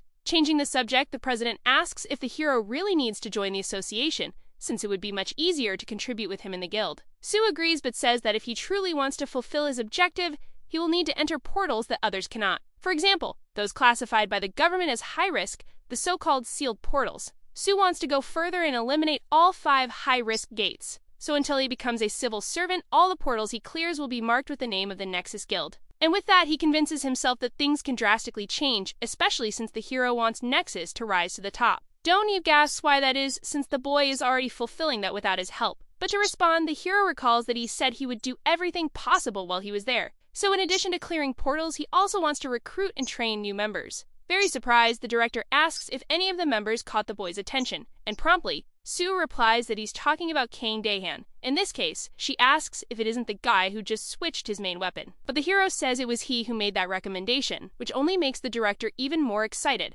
Suvo comments that he made the recommendation based on a serious analysis and guarantees that Daehan is better than before, which Kim evidently has to agree with since it's a fact. According to the analysis they had, everyone believed it was impossible for Daehan to pass the tests, but in the end he finished in 2nd place. Therefore, it's a little embarrassing to say she thanks him, boosting the hero's ego even more. Interrupting the two, a person comments that if the offer is real, it will be very good. However, the third member at the table makes it clear that he still has one more question. From what he'd understood, that while the hero is there, he plans to enter the sealed portals. But since the government manages them personally, it's difficult even for Gills to get authorization. So the guy asks how the protagonist plans to get authorization on his own. But for that, Sue simply suggests continuing the meeting when he brings the approval in hand. In fact, the hero comments that he will prove his determination by entering one of them. Therefore, a bit worried, the guy comments that Sue always gives options that are hard to refuse. But to the hero, that distrust is normal since he's still just a rookie who caught the public's attention. So as he's not even at level 100 yet, he states that he'll get rid of that title and become a true professional. And to do that, he'll prove his worth on his own, which makes Donnie think very highly of the proposal, agreeing to continue after the completion of the sealed portal. Right after the hero's departure, that same guy from earlier, who was the president's secretary, was called in order to prepare all the necessary documents for Sua's recruitment, along with the formation of a special team just for him. Obviously, the secretary questioned this, since the agreement was to wait until they conquered the first portal. But Donyurk simply replies that it doesn't matter because he wants to show that he trusts in Mike preparing everything in advance, since he's certain that Sue will keep his word. And even though it's not so certain for the secretary, the two are clearly able to see the hero's eyes full of confidence, which didn't hesitate for a single second. At the Korean Hunter Association, among the public servants' offices, one in particular isn't having a very good day. Overwhelmed by stress, Xiaomin keeps trying to think of a way to bring Sue in, despite his refusal. If they try to invite him with the excuse of giving him an award, the group leader knows the hero will refuse. Besides, something like that won't be enough, as it will need to be friendlier than just formal recognition. Even a few options left, Chol-min doesn't want to resort to the strategy of the Special Forces leader, so the headache begins to grow unbearable from thinking so much about how to solve this. Until suddenly, the guy's phone rings with an unknown number from his contact network. Out of curiosity, Cho-min answers, identifying himself as the leader of Team 1 at the Hunter Association. And to his surprise, the voice he hears is precisely the protagonist's. But the surprise doesn't stop there, as something is said over the phone that leaves Cho-min euphoric. Sometime later, the two meet at a restaurant that Sue considers to serve the best pork. And to explain how he knows the place, he gives the excuse that he used to eat there when he worked nearby. Changing the subject, Cho-min comments on how surprised he was by the unknown call, so the hero explains that he changed his number. Therefore, from now on, this is his new official one. Cho-min, in turn, thanks him for reaching out, as he thought they would never speak again. That said, the hero asks if the guy got into some kind of trouble, like the association pressuring the leader to bring him in. Trollman's expression changes completely, and he asks how Suo knows. It's explained that after clearing the Tower of Challenges the other day, Suo asked himself why the guy wanted him so badly in the association, but usually when something like that happens, they just ask for some information instead of bringing the person to the headquarters. So in the M, Stowe discovered that the superiors had a habit of summoning people just to take pictures, but even though it was something embarrassing, the hero said it was all right, and he commented that Cholmin could have been honest with him since it wasn't a big deal. The leader apologized, but the hero said there was no need for that, as his real intention was to thank him. In cases like this, Suo knows they often falsely accuse someone to force them to appear, but Cholmin didn't follow that plan, and that's exactly why Suo decided to come to the association only now, since he wanted to thank him personally and build a good relationship with the superiors at the same time. In this case, Sue asks when they can bull, leaving Cholmin desperate. But without wasting time, the leader grabs the opportunity, saying he will schedule it for right after lunch. After some time at the Korean Hunter Association, the emblematic photo was indeed taken. The president of the association, Jang Kemwon, says it's an honor to take a picture with such a busy hunter like Suo. And the vice president, Park Kyumin, agreed, also saying it was hard to believe the boy's age when he saw him. In any case, Suo reacts politely, saying the honor is all his, but behind that mask, his true desire was to vomit. Changing the subject, the president asks if Suo truly intends to join the Korean Hunter Association. And as he said in the interview, the hero reaffirms his dream of becoming a public servant. To explain himself, he recalls that he became an orphan because of the portals, whose greatest wish is to eliminate them all. But the reason Suo didn't reveal was that he also couldn't stand seeing people like Kim on there. This man held a position 5 times until he was forced to step down. But this time, the hero plans to remove him as soon as possible. Still, the one who irritated the protagonist the most, though, is the one who just praised him. Vice President Park Kyumin begins to comment on how the boy doesn't care about material goods and still intends to join the association. And without a shred of shame, he says Sue's deceased parents must be proud of him in heaven. Still following the good neighbor policy, a boy thanks him. But he knows it was probably him who dragged him there, as he's practically the president's bootlicker. And it's thanks to those two that many suffer from the bureaucracy behind the portals in the past. But this time, the hero thinks he won't let it happen again. Changing the subject, Heeman asks which department the hero wants to join, and after thinking a bit, he says he wants to enter the portal department. It's said that unlike private guilds, they have priority on portals, and since they inspect them first, they can also attack them. To the president, it's a surprise that the hero wants to be in the most dangerous place, but the vice president believes Sudo could be perfect there. In this case, the president says they should show a token of gratitude to Suo. Since he wants so much to eliminate portals, Kelwin thinks it's a good idea to give him a few, which Shellman agrees with, but not without questioning it, since only sealed and difficult ones remained. But that was exactly what the protagonist was looking for there. So with an enthusiastic speech, he says he needs to close those portals that are a threat to society. Xiao Min tries to shout, interrupting the excitement of the two. But at that moment, his attention is called by the president, who asks what the problem is if they just want to give Sue a gift. Just a look from Kim Won is enough to silence the leader of Teen One, so Cho Min gives up on protesting and says he'll make the preparations. Thus, Kim Won returns to being friendly with the hero, wishing him good luck on his mission, and he guarantees that when it's done, he'll give an interview giving all the credit to Suo and offering all possible support. Shaman remained distressed over how the superiors handed out sealed portals like they were toys, and that's why he hates the non-awakened, because they don't know what a portal is like and how many lives had to be lost for one to be considered sealed. Just the fact that they want to send such a precious hunter to a hunter's graveyard infuriates Chow Min, and the hero knows very well how his colleague feels. However, since the president and his vice care about nothing but money, they don't mind casualties as long as the poor get close. Changing the subject, Changwon asks what level of civil service exam Sue plans to take, and without hesitation, the hero replies that he will take the level 5 exam. Even though it's difficult, Shu responds that only at that level will he be able to make a difference and explains that this is the reason behind joining a guild. Human comments that it's good to have colleagues with previous experience, but since guilds don't usually make temporary contracts, that's why Sue is still hesitating to have time to gain more experience. And if there is someone who can understand his situation, he says he will sign a temporary contract until the public exam, since the president thought it was a good idea for Suvo. Now it certainly won't be a bad thing to join Nexus. And with this opportunity, he'll finally be able to form a relationship between the two corporations.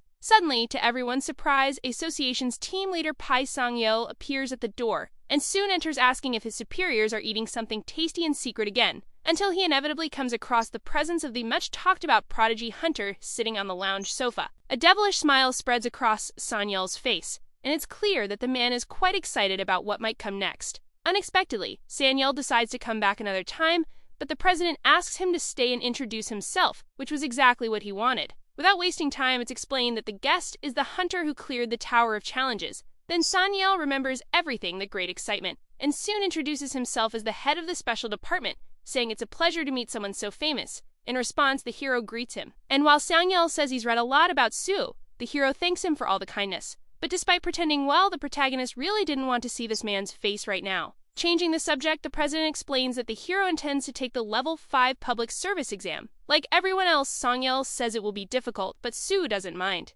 In addition, Kim Won mentions that they gave him a sealed portal as a gesture of gratitude. And unexpectedly, after thinking a bit about it, Sang-yeol shows a kind of concern when asking if the boy knows how a sealed portal works. Then the hero affirms he knows very well, trying to hide his irritation. If that's the case, the department head says they won't stop him and genuinely hope he can close it. Sang-yeol has always been desperate for talented hunters, so it's logical that he's worried about someone promising dying in vain. Anyway, Sang-yeol says he'll support the boy to succeed in the exam and promises to take very good care of him in his department. But Shamwon makes a point to deny that since the protagonist has already decided to enter the portal department. To explain, he says the protagonist's dream is to eliminate all portals, so he wants to have entry priority. Even so, Sang-yeol sees no reason why the special department couldn't do the same, and when he asks Scene 1 leader Chol Min, he nods with his head down. In any case, if the boy really passes the level 5 exam, Sang-yeol jokes that Chol Min will be in trouble. But he leaves that for when it happens and makes a point to reaffirm his support for Suo. Then the protagonist thanks him, saying he'll do his best, though not outthinking of the man as a sneaky fox. Naturally, if the hero passes the level 5 exam, he'll surpass Chil Min, who will be in a tough spot. And that's why it will be difficult to approach him in that context, though Sue remembers this isn't the first time. So at the end of the conversation, everyone says their goodbyes due to other commitments, and Chalmin is put in charge of giving details about the portal. As they walk through the hallways of the Hunter Association, the downcast expression of his colleague becomes clear to the protagonist. Because of that, he asks if a guy is worried about him, which he answered immediately with a yes. Although he's talented, the hero had just become a hunter. Fitzchalaman wanted Shu to evolve more before taking such risks. The hero thanks him for the concern, but Cholman insists on repeating it seriously. Since the boy hasn't been a hunter for long, the Team 1 leader tries to explain why the government seals those portals. However, to his surprise, the hero replies that he knows very well, and also knows that no guild can gain access to those portals. That's why he explains that the reason behind his decision is because he's confident nothing will go wrong. Among the sealed portals, one particularly problematic one is named Nameless Sword. However, the fact is that the protagonist knows the best way to clear that portal. In Gyeongju, at the location of the Nameless Sword portal, military personnel accompany Suo and Jin Hui. The reporter, who for some reason came along, comments that the atmosphere is quite tense due to the number of soldiers. At a certain moment, the attention of the two is drawn by a salute between two soldiers. One of them comes over to the protagonist to greet him. This is Major Kim Jong-woo, who is the site supervisor, so the hero introduces himself respectfully. As they walk, it's said that the leader of Team 1 is already waiting inside. Jin Hui, in turn, asks if the portal is just ahead. And as they continue walking, the Major replies that it is, also highlighting how unique the surrounding material is. Iron walls with superalloy were built around the portal to trap monsters and suppress shockwaves. Jin Hui comments that it's larger than he imagined, and Siu finds it interesting that they placed it far from everything. At that moment, the Major informs Chol-min about the protagonist's arrival. The team leader comments that the trip must have been tough, and Siu asks when he arrived there. Chol-min explains it's only been a few minutes, but asks who the person next to him is. Promptly, Jin Hui introduces himself as a reporter from PBS, and while they greet each other, the team leader asks if the guy came to write something. Then the hero replies that he only came to take a few pictures after the gate is cleared, which isn't a problem. In the end, the question was just because Chao-min found it strange that Su brought a reporter with him. But Jin Hui makes a point of telling the public servant to remember his face because he'll be seeing it often. Back to the main topic, the Major comments on what he heard about the hero entering the portal alone, which Suo confirms. Jong-woo then asks to know the protagonist's level, but is quite surprised to learn that he's at level 51. Since everything is already set, Su is granted permission to enter, but is also informed that the gate will be sealed again, which the hero thanks him for. But before anything else, the team leader calls the hero one more time to ask if the boy really knows how to clear the portal, and Su affirms that he does. Out of curiosity, Chol-min asks for a step-by-step explanation, but the protagonist says it's a little hard to explain. So he simply asks his colleague to act the same way he did when facing the Tower of Challenges. In these final moments, Chol-min strongly wishes for the boy to return safely. But Su surprises him by saying that 1 hour will be enough, and with a calm but confident expression as usual, he says goodbye and enters the portal, which is then sealed once more. Now that the protagonist has entered, Chol-min understands they just have to wait and trust, but the Major asks if everything will really be okay. After all, this isn't a portal that a typical strong hunter can clear, and on top of that, the hero is a healer, but the reporter insists that doesn't matter. He explains that healer is just a classification given to the boy, which Chol-min agrees with, saying he's never seen anyone wield a sword as well as he does. When the hunter test was conducted, the leader of Team 1 was there just to observe, and of course, the hero took the healer's test, but he simply killed all the monsters with a sword and passed. Even Jinwei asks if that's allowed, and the leader of Team 1 says he had the same reaction. But in the end, the boy protected the civilian until the end, which was the goal of the test. In any case, the Major finally begins to understand the reason the boy came there, so Chol-min confirms his theory, recalling that inside that portal lies the incredible imperial sword known as the Nameless Sword. Upon entering the portal, the place looks like a normal wild environment, and as he walks, the protagonist feels a strong sense of nostalgia. In his past life, it had been very difficult to complete it, having almost lost his life several times. Suddenly, without needing to complete any other steps, a shadow approached with the message that the boss had appeared. This was the Nameless Swordsman, whose level was still unknown. Therefore, upon meeting an opponent, he wastes no time drawing his sword from its sheath. Quickly, the Nameless Swordsman activates the battlefield field, and while it is active, the boss's stats will be equal to those of the challenger. Moreover, all users inside the battlefield cannot use any weapon other than swords, and no other abilities can be used. However, for our hero, that wasn't a problem at all, and as the boss approached, he simply said it was good to see Emperor's sword again. Finally, the first clash of blows between the two arrives, with the protagonist troubling to defend but reacting with a counterstrike that sends the Nameless Swordsman sliding backward. As expected, his opponent is quite fast, because he spun his own body to reduce the distance when he was pushed back. That said, Su believes it's impossible for anyone nowadays to defeat him using only swordsmanship. Just by having exchanged blows with the hero once, a swordsman already adapted and changed his style. Therefore, it became impossible to predict his attacks, since he always used different strategies. In the end, dealing with this boss was very difficult, but it was thanks to that the hero was able to learn a lot in his past life. At the moment, the boss charges into attack, an opening in his abdomen is used by the protagonist to strike at full speed. Obviously, the enemy retreats, but damage is dealt to his armor, making him more alert. In any case, since the boss will no longer make aggressive advances, the protagonist decides to go on the offensive and begins attacking with everything he has. Until he reveals that this is his 17th time fighting the Nameless Knight until nearly dying, and strikes brutally at one of the enemy's arms. In response, the knight tries to land a blow to cut the boy in half, but he ducks and this time hits the opponent's right leg, in addition to hitting him with a powerful kick that sends him into a bush. During the existence of the portal, many people were curious to know what was inside that armor. And among those people, the hero was one who ended up disappointed. Everyone admired the nameless knight and referred to him as a master swordsman. But in reality, he was just a specter without the soul of the demonic sword. Even without the armor and one arm and one leg, the specter remains and the two charge into confrontation once again. The protagonist defends several attacks with great skill, and one of them comes very close to his neck. Sub defends again with his blood sword, and upon knocking the opponent's sword out of play, lands another front kick, then quickly moves in low and strikes horizontally with even greater force. Following that, several other attacks are delivered, so the nameless swordsman retreats to try to reformulate his strategy. But the protagonist doesn't give him time to regain the advantage,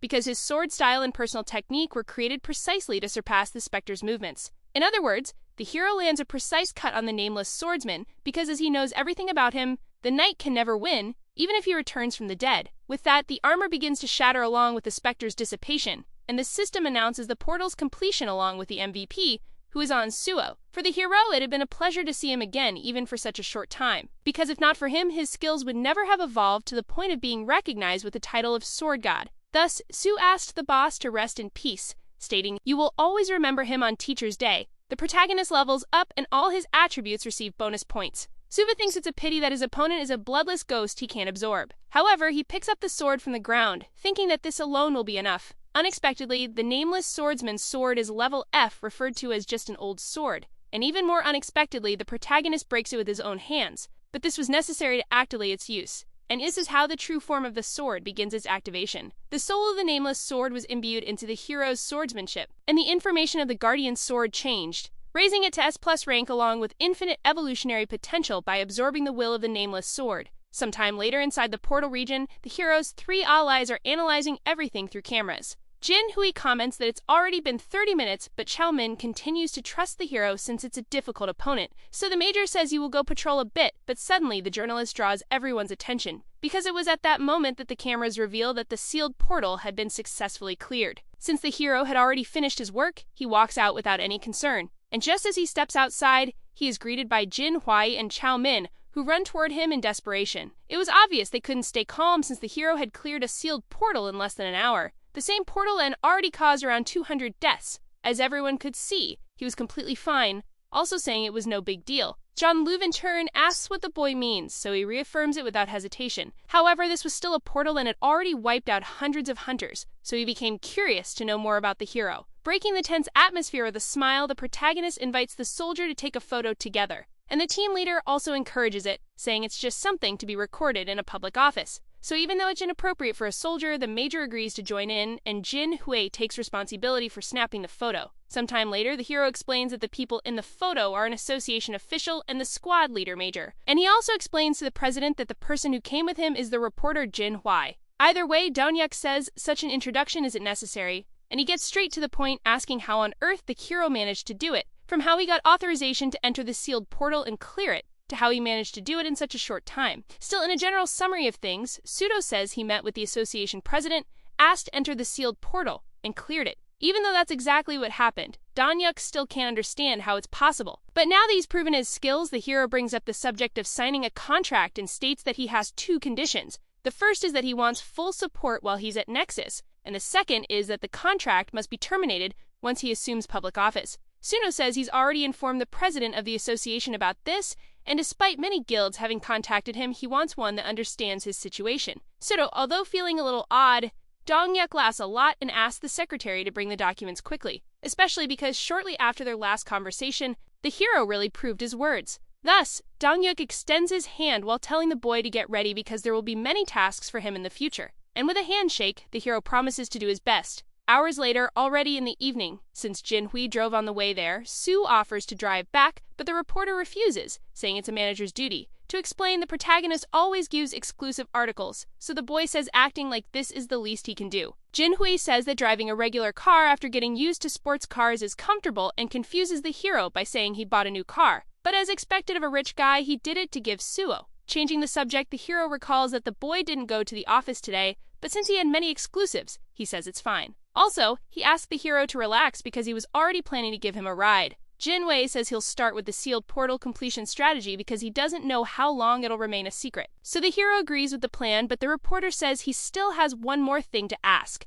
And what he wants to know is how Su was so sure he would clear the nameless portal. To begin explaining, the hero recalls that the Emperor was inside the portal. Su already knew of his reputation, as well as that the fight would be only with sword techniques. So even though it might sound a bit arrogant, the hero said he already knew he was more skilled. So stated that while they were fighting, he realized it was the Sword Emperor, but he also knew very well how to wield one. Even so, this was the boss who had already eliminated more than 200 high-level hunters. However, the hero says that in this case, level doesn't matter since the Emperor copied the opponent's stats. That's why the key to defeating him depends exclusively on technique, ignoring items or abilities. In this case, Jinhui asks if the boy has swordsmanship abilities, and without hiding it, the hero reveals he has an S-rank 1. Upon hearing that, the reporter immediately stops the car and yells, asking when the hero learned something like that. Then, a bit embarrassed, Su reveals it wasn't that long ago. Finally, the hero asks for the news to be released little by little so people don't lose interest. But the reporter comments that the hero has the ability to keep people interested. Anyway, he thanks him for giving priority to his articles and apologizes for not believing him at first. Then the hero says he's just going to rest today, and Jinhui offers to take him home. Sometime later, in the building where the protagonist is staying, sitting on the bed, he thinks that his stats are too good because even after running around all day, he doesn't feel tired. When looking at his status, there are still 7 remaining points which are enough to retain the benefit of union. In this case, all statuses except one must have a higher ranking and all higher ranked ones must have the same value. Thus, when the lower ranked status is increased to match the others, there must be at least 1 extra point available. So, when all these conditions are fulfilled, the specific requirement for unlocking is met. This causes all the remaining points to be used to equalize the colored statuses. Suvo shouts with joy for having succeeded. Before, he didn't even know this existed and never thought to try, but in the end, it was better than expected. Therefore, the hero lies down happily while thinking that he will continue adjusting his statuses carefully to take advantage. That is until his peace is interrupted by a call from that girl in the quartet named Guviana. Then the hero answers calmly, asking how the girl is. With shouting, she says she already read the news and questions the hero's relaxed attitude. However, as he simply asks how the public is reacting, the girl asks to meet up. Suvo, in turn, declines, asking to be informed by call, which irritates the girl since he still hasn't accepted the offer. But in case she doesn't want to talk, Su also says he doesn't mind. As she wasn't expecting that, the girl settles and asks if they just need to do that now. Then Su says he'll explain more the next day and asks for them to be at the Nexus Academy at 1 in the afternoon. However, as 3 of the members are busy during business hours, the day will be tight. Thus, the hero agrees to let it go since they don't seem that desperate. But just by saying that, it's enough for everyone to drop their commitments. So the meeting of the 5 is scheduled for the next day. At the agreed time the following day in front of the Nexus Academy, Yamil claims she definitely didn't skip class because of the boy, but because she wanted to rest. However, until now he hadn't said anything about it. Anyway, the girl quickly asks why they were called, and without delay, the hero stands to explain, with a terrifying expression that all 4 of them will be exterminated by his hands today. The atmosphere in the place instantly changes to something much heavier. However, before that, the hero asks them to fill something out. Yama asks if it's a document to renounce their right to live, but she sees for herself that it's actually a list of their abilities where Su wants them to write their personal information. Just as he said when joining the Portal Forces unit, the boy will need people working for him from the shadows.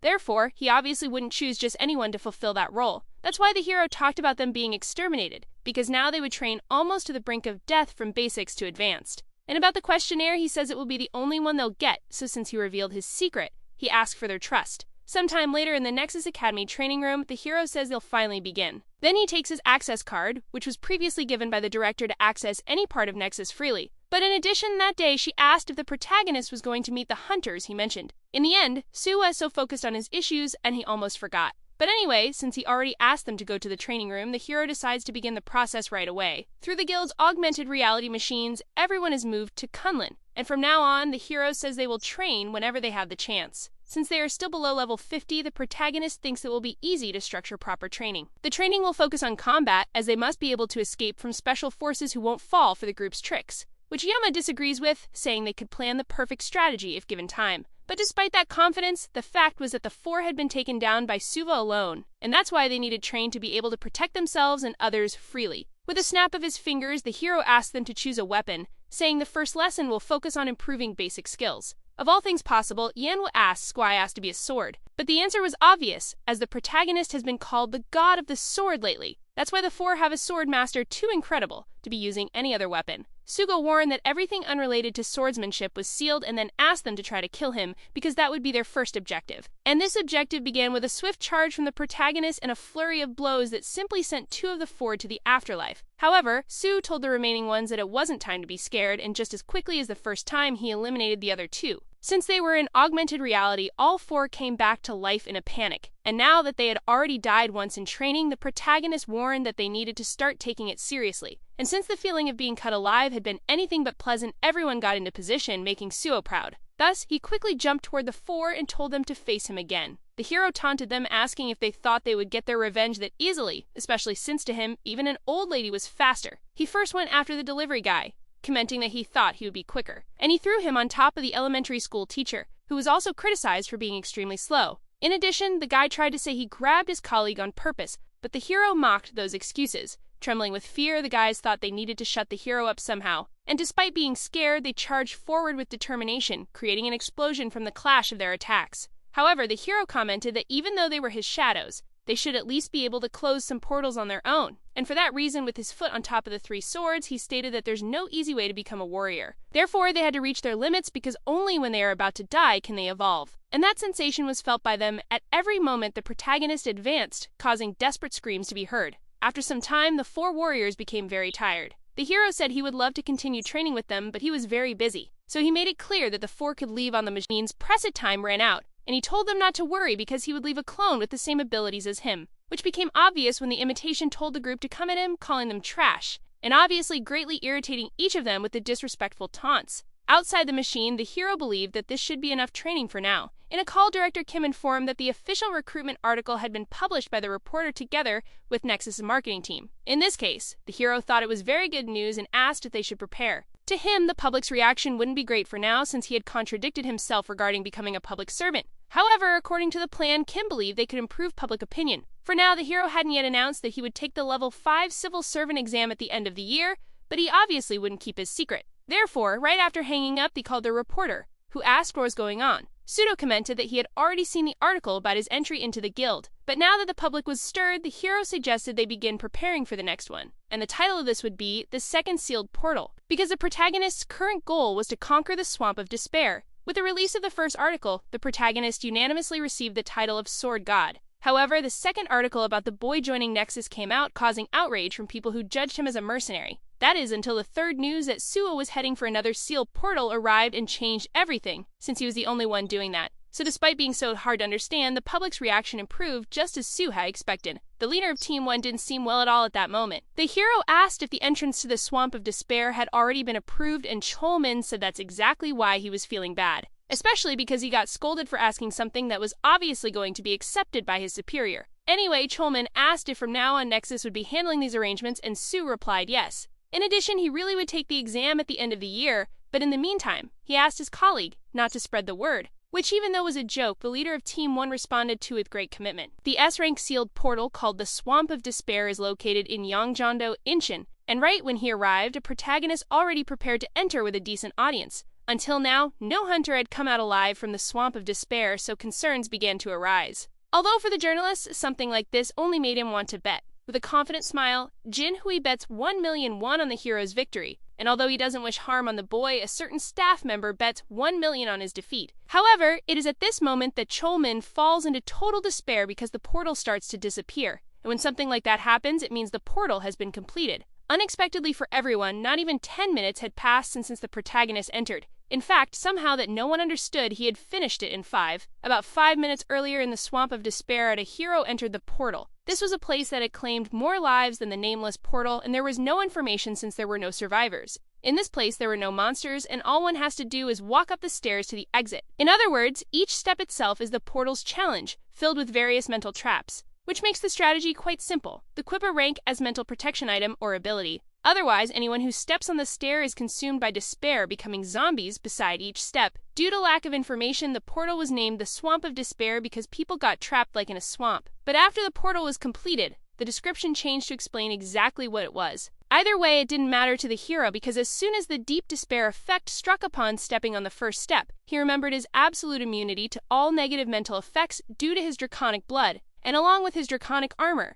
Every time he climbed a step of despair, he was able to neutralize the effect, with draconic blood at the Swamp of Despair was nothing more than a walk in the park, and that's why he chose it as his second sealed portal. As he ascended toward the end, the number of zombies decreased, which meant that almost no one had come this far. But even if he completed the portal, the hero wouldn't be able to save any of them. In his past life, the hunter who completed this portal was called Ascetic. He had a great mental ability and out of pity tried to bring the zombies out, but when he touched them, they crumbled into dust. Therefore, in the hero's case, the only thing he could do was pray for the souls in the fallen, and thus complete the portal to free them all from that eternal suffering. As always, the hero received many bonuses for being MVP, but he was still waiting for the final reward, which soon appeared being the S-rank Ring of Emotions that not only allows seeing others' emotions, but also storing and transferring them. The treasure that Ascetic possessed not only helped him evolve, but also aided many people who suffer from emotional pain. In the past, it was stolen by bad people, but this time it fell into the hands of the protagonist. Wasting no time, the protagonist puts on the ring and unexpectedly begins descending the steps.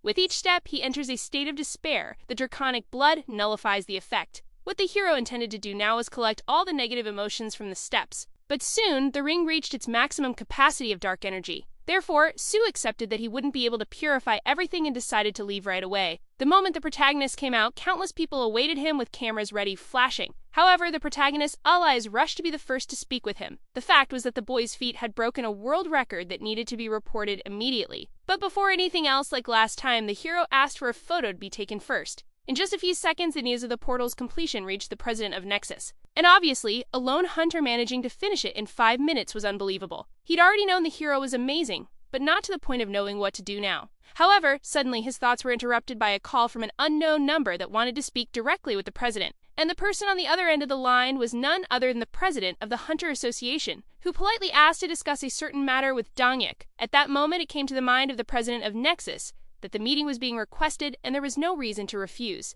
Therefore, he suggested a meeting over a meal, which Kangwon accepted right away. Right after they hung up, Secretary Kim entered the room at the perfect moment since now Donyuk had something to talk about with the hero. Sometime after that trip, the protagonist arrived at his stop. As he got out of the car, he asked if Junhui was going to the office, and he agreed since the article about the second portal needed to be written. Thus, the car drives away, and the protagonist thinks that the reporter is great, thanking him because he was able to gather a lot of positive energy thanks to him. After walking a bit more along the sidewalk, Sue enters an establishment, and after being guided by a staff member, he arrives at the hall where his superiors are having lunch. Both public officials are very happy with the boy's presence, and soon he sits next to Danya while wondering what everyone is after. Because even the leader of the spatial division was present, it was hard to tell. First, Kangwon congratulates the hero for closing another portal under 5 minutes. And exactly because of that, the vice president believes they should celebrate the hunter's success with a toast. Studo, in turn, comments that he will order something simple to start, but for everyone's success, the toast proceeds as usual. Changing the subject, Donyuk is asked about the temporary contract with the hero.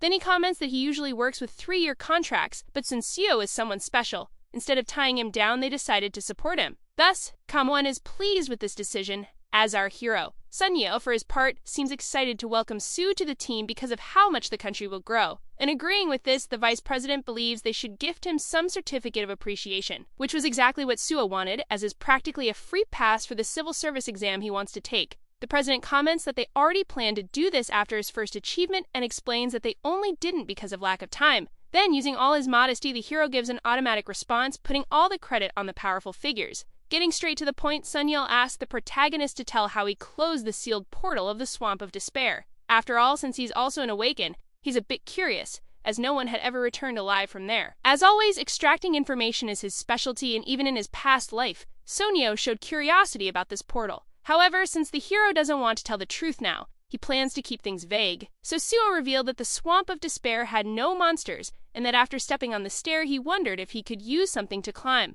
which made him able to clear the portal. Sonyo asks if what the boy means is that he used a simpler method, and without a shred of shame, the hero replies that he just got lucky. Changing the subject, the vice president asked about the boy's level, and he replies that he is currently a 53. Sunyel then shouts with excitement, asking if the boy also has any special trait. Judging by the reaction to the ring, Seal realizes he's being treated like a hunting dog. Therefore, he responds that although he's a healer, he received the trait Path of the Sword, which is quite unusual for a healer, but still not anything too special. Since the special forces are made up of unique individuals, Sue already expected not to surprise them, but seeing that reaction still irritated him. Even while using sword skills, the hero affirms that he will not neglect his healing abilities. Then Donyuk agrees to help, as adventurers are always in dangerous places, which makes Donyuk quite happy. Thus, the mood at that table shifts toward a potential future-friendly relationship between Nexus and the association. This time, the vice president is the one who proposed the toast. And in the end, the leader of the special forces asks the hero not to forget about him because he can help too.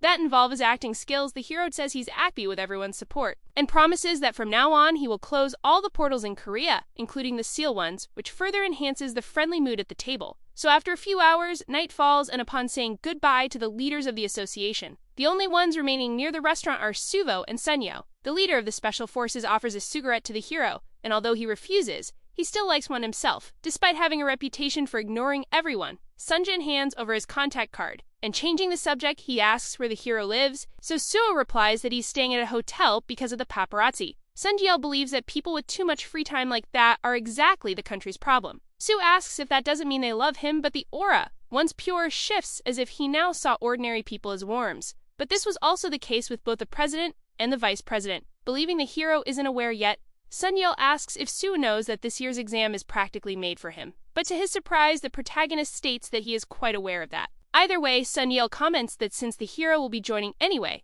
they can be a bit more familiar. And from the protagonist's friendly reaction, he laughs, saying he loves his personality. However, Sunyeol cuts off that topic to say something else. The leader of the Special Forces asks if the hero doesn't want to join the Special Forces right away. With his abilities, it might be possible to skip all the unnecessary steps. And apparently, hearing something like that was exactly what the protagonist had been looking for now. As expected, though he could discover any information by sending someone to investigate, he decided to check in person. So Sue agreed to be used for now, and with the ring's pure aura, said he was fine with the request. In addition, he left no doubt, praising the Special Forces as the heart of the association. Thus, Samia praises the hero's ambition, but asks if he wasn't close to the leader of Team 1, to which the hero replies they're just friends, unlike Sunyo, who he wants as a closer ally. And to explain himself, Sue simply states that it's normal to want to stay close to one's superiors, with a smile. Samia laughs and says the boy acts like he's living a second life. Then, thanking him for the compliments, the hero states he would like to enter to a special recruitment right now. Since the opening of the Level 5 public service exam is approaching, Shu believes there's no problem in talking about it as he's practically already accepted.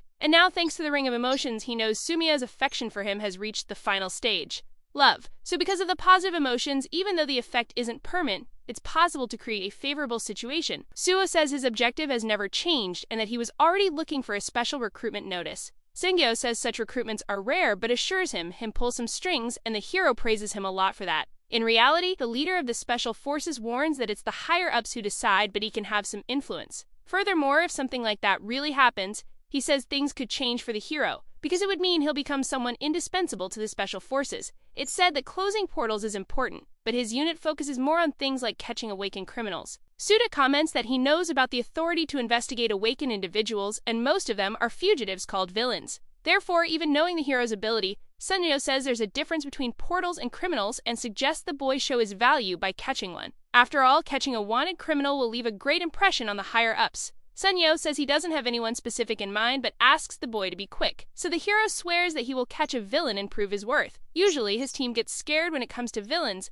but some hero notices this isn't the case with the hero. Then he walks to his car, saying he'll be waiting for his junior. In contrast to his friendly appearance in the past, what Sul heard from Sunyo was nothing but mockery. The nickname Swordsman was practically the hero's name in his past life. Back then, Sunyo only called him properly when he became the Sword King. But this time, since he's already closed 2 portals, he's being treated well. And the hero knows that thanks to the Ring of Emotions, which at least makes him happy for securing entry with something as simple as catching a villain. The next day, in a building just like any other, the protagonist walks by quietly. Inside, there's a heavy amount of smoke with a den of skunks. And that's when, by activating his magic detection, he sees a group of people sitting there, which makes him realize he came to the right place. So from outside, even with a brick in his hand, he throws it, breaking a window and startling everyone inside. Obviously, with property damage done, they come out to confront him. One of them asks if the protagonist is some kind of crazy drunk, but with a sarcastic smile, the hero replies that he's neither, and he asks if they're the ones sneakily stealing cryptocurrency wallets. Sue asks if Sue Gilwan, the guy they've been holding, is also there. Logically, all 4 of them can't understand how Sue knows all this, and even though they're scared, they believe they need to silence him. But since this conspiracy was pathetic to our hero, he decided to see him practice if they were capable of catching him, and if they were, he'd recruit them. Wasting no more time, he activates his Shout of Summoning. With that spear in hand, the protagonist throws it near one of them, activating a chain and causing bleeding. A bald guy, who is the bandit's partner, screams Jizon's name in desperation. Then the remaining 3 run toward the protagonist to avenge their partner. The first of them comes with sword attacks that obviously don't hit the hero. The second tries to attack from the side with a spear that apparently causes some damage. However, the truth is that it didn't even scratch him, and the blood splattered was actually just the hero's vampiric ability being activated. That's why it didn't take long for him to take down that blonde troublemaker, but he only knocked him out since he couldn't go further. In response to yet another of their companions being taken down, the sword-wielding warrior charges, but is also neutralized. The bald one who previously tried to intimidate the hero can no longer stand without trembling, so he tries to run, but his leg is struck to prevent his escape. And with that came a warning from the hero that they should stay still if they didn't want to get beaten more. With nothing left to resolve there, the protagonist opens a portal to Subspace and sends them all inside. And so, exploring the interior of that trash-filled house, the hero finally found the person he was looking for. This was Su Gyuan, who was injured and unconscious, lying face down on a table. After some time unconscious, the boy finally wakes up from that sudden blackout next to the protagonist. Obviously, he throws himself back, not knowing who is beside him. Then Su introduces himself calmly to the boy. Jimin instantly realizes it's the guy who always appears in the news but still questions what he's doing and where the bosses are. In the bibliography, it was written that they beat the boy and held him prisoner for half a year, so it was natural for conversation to be difficult. Because of that, the protagonist approached with a ring of emotions, which reacted to the target. And going against the boy's resistance, it began to absorb all his negative emotions. Sua asks if he's feeling a bit better already, but Jiwon doesn't understand how that's possible. The hero then says it's just an effect caused by an ability to stabilize him. Very scared, the boy asks if he's going to prison now, but the protagonist replies that everything Jiwon did was because he was forced to.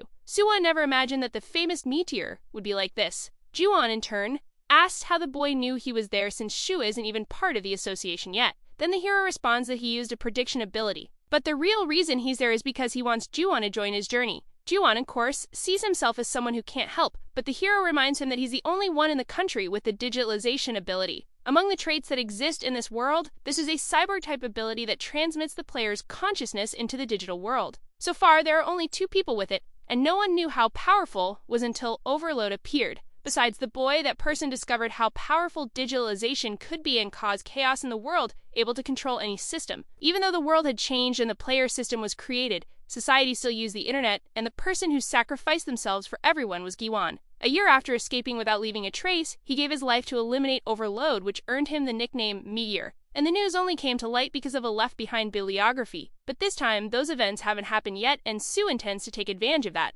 Being very honest, the protagonist explains everything about the destruction of the world and that he can't stop the tragedy alone. Naturally, the boy trembles in fear like never before with this proposal. So once again, the Ring of Emotions reacts to the Tartar and absorbs all that dark energy. Juman couldn't believe that someone like him would threaten the world or that he would ever escape. But now he believes he might need to help the person who saved him from this place. Having knowledge of his own abilities, the boy is aware that if this power falls into the wrong hands, it could cause immense chaos. Therefore, even not knowing if he'll truly be useful, Juan says he will join the hero, leaving the protagonist proud that the boy is the same kind-hearted man from the bibliography. With nothing more to say, the protagonist thanks him but invites the boy to eat something. Juan makes it clear he has no money, but in addition to saying it's his treat, Sue brings him shoes, and explains that using the same prediction ability, he knew about the things Juan had gone through. In this way, tears begin to form. As the hero leaves the place, Juan lets out all his emotions. Sometime later, the meal between the two finally happens. Juan apologizes for eating so fast, but the hero doesn't seem to mind. Changing the subject, he asks if he can ask a question, and the hero agrees without any problem. Calling the protagonist Hyum, just like his friends at the orphanage, he asks why Siu chose the association. After all, with his prediction ability, it might be more beneficial to create his own guild instead of being limited by the government. Seo, in turn, explains that regardless of how big a guild is, it can't surpass public authority. Therefore, he says he wants to prevent the destruction of the world, but also minimize the damage. And Yu promises that he will make sure nothing like this ever happens to Gillen again after he joins the Hunter Association. Anyway, after the thanks, the hero gets up so they can deal with Gyuan's past. Basically, what the protagonist suggests is a visit to the boy's former captors. And although he's confused at first, when the reunion finally happens, the thugs beg for mercy, because this becomes a moment for Gyuan to return all the mistreatment he suffered. So despite their attempts to apologize, the boy keeps venting his anger. And in the end, he asks the protagonist to heal him once more, which he accepts even though it's already the 7th round. According to the bibliography, Juan continues to suffer for a long time for not having overcome his past, so this was a strategy. However, it didn't take long for a certain card to appear, and from it came the leader of the special forces asking if it was the protagonist who did all this. Surprised by the visit, Sua comments that he didn't need to come, but Sunjio refers to the hero as someone special. Anyway, it's clear to the people on the ground of the said villains. Still, Sunjeo asks what happened to them since they don't look very injured, and the hero replies that he healed them just in case. Hearing something like that makes the leader of the special forces burst into laughter, so the protagonist apologizes. But that had been a compliment because as long as the criminals didn't die, some disciplinary measures were allowed. Sunjeo says he only doesn't go further because of human rights. By changing the subject, the focus shifts to the boy with the cybernetic trait, who was used to commit the crimes. However, after analyzing him a bit and thinking he seemed dangerous, Sunjeo decides to take him in as well. Sue, in turn, asks if that's really necessary since the boy is just a victim. As soon as the digitalization trait was revealed, he was kidnapped by people from the same orphanage he lived in, so he hopes the chief will consider this. In response, Sunjeo asks if this ability could be used in portals, but the hero says it seems more useful for real-world security matters. In that case, since it's not useful for support or combat, Sunjeo understands they might disregard it. And for the hero, this is a case where the victim cannot be punished for their individuality because, after all, he was just an innocent person. Sunjeo agrees not to punish the victim, and not only that, he also promises to help him get compensation from the thugs. Then the protagonist thanks him, even though the chief says it's not necessary. Anyway, as expected, Sunjeo asks how Sue found this case. Then, in another one of his excuses, the protagonist explains that Ju-on used his ability to create a rescue request, which Sue saw. And despite trying to downplay it by saying it was luck, the leader of the Special Forces comments that luck always follows those who deserve it. Such a promise is a promise. Sunjeo says he will soon call to talk about the special recruit. Then Gyeon, still a bit scared, asks what he should do. But to that, the protagonist just tells him to come along. Sometime later, the two arrive at the reporter's luxury apartment. Obviously, Ju-on is amazed at the size of the hero's house, but he's told it's not his, but actually belongs to the reporter Jin Hwai, who just isn't there because he's on a work trip for a few days. Ju-on asks if he can really stay there, and the hero makes it clear that it's no problem. But he also asks him to keep the prediction of ability a secret, which the boy instantly understands. Recapping, Jo-won was kidnapped as soon as he reached level 50 and awakened his trait, so since they'll have to face overload in the future, they should focus on leveling it first. That said, the boy asks if he'll have to close portals from now on too. But Sue explains that Gyeon should actually level up on his own using his digitalization ability. First, Sue suggests they connect, and since the boy is unsure, he asks if the skill description says it can only be used on himself. He explains that the boy's trait can also transmit other players' consciousness into the virtual world. So in an attempt to put the idea to the test, digitization is activated. Suwa sends a request wishing to transmit his consciousness into the virtual world, and Ju-on naturally accepts, so the connection begins. Soon after, the hero is surprised, especially because he never imagined something like that could be real. Right after, the hero Gyeon is materialized, and both of them seem quite surprised. This is the Windows XP workspace screen, and there were grapes because the theme photo was taken in a vineyard. Despite that, it's a shame that the food there has no taste for smell. Anyway, the boy asks how he can level up there, so the protagonist asks what Ju-on thinks he should do. In the end, he just needs to gain experience points and grow as long as users' actions are recognized by the system. However, just like in the association's Hunter exam, only the skills can level up. Even though they can't replicate human senses, he still has a physical presence, which is why he managed to hack cryptos. Anyway, the hero says he prepared something very special for him in a computer folder. The name of the file is Free Cleanup File, but it's actually a virus. The boy asks if they'll really level up using a computer virus, but since they resemble monsters, they will act like level challenges. If they get hurt there, and they'll also get hurt in real life, so the hero asks him to be careful and, above all, not to answer the question. Suddenly, a woman appears in the room asking if the two would like to use the free cleanup file. Because it's something quite eye-catching, it almost makes them fall into the trap. Since the boy's class is that of a mage, Sue leaves a weapon with him as a precaution. He explains he knows that because of his foresight ability, making Gyeon responsible for support. Once again, the secretary asks if they would like to use the free cleanup file. Even without an answer, several distorted beings are generated with the same question, leaving Ju-on frightened. But activating his blood weapon, Sui warns that unlike them, they can escape if things go wrong. If the boy truly believes he won't make it, he can simply run through the door. Then the protagonist attacks the first one in the neck, sending the specter's head flying. But in the end, he also makes it clear that if Ju-on doesn't pay attention, he could end up the same way. Wasting no time, the boy activates his magic, and even facing so many monsters, the protagonist advances without any fear. Then after some time, the last one is finally cut down. While the boy tries to recover, the protagonist comments that he reached level 59. Unlike him, Ju-on only reached level 55, but for Sue, the boy was capable of becoming a useful mage in the Banshee. Anyway, for today, the training was already enough for them to return home. Later, while cooling off the can of soda, Suo comments that it's good to have a way to level up without needing to enter a portal now and decides to check the reactions about the Swamp of Despair. Almost unanimously, everyone was idolizing the hero and demanding a national thank you plaque. Sir Suvo started bragging a little, thinking about how much more respected he would be once he closed more portals. So far, everything was going according to plan, so the hero moved on to the next stage. While traveling in his executive car, the leader of the Nexus Guild received a call from the hero asking for a small favor. As for what it would be, he recalled that the corporation had the rights to an S-rank portal, and that's precisely why Sue asked for the portal rights, making it clear he would give up any reward. This S-rank portal is dominated by territorial monsters. It's a mine with a large deposit of magic stones. However, it has so many monsters that it's practically impossible to collect the stones. In this case, since he wants the portal for himself, Sua suggests the rewards stay with the guild. Even if the guild owns it, if there are too many casualties, the guild government takes the title. So if Sue can conquer the place, Don Yuk accepts immediately. Since it's so sudden, the hero says he decided to do it as a repayment, as he'll enter the association sooner than expected. Thus, he will take care of the team that will assist in the elimination, and Don Yuk will appoint the miners, so the guild leader thanks him for the consideration of being informed. In the Nexus Academy Hall in Paju, the attacker from before named Daehan greets the protagonist. Sua cheerfully greets him back and introduces him to Gyuan,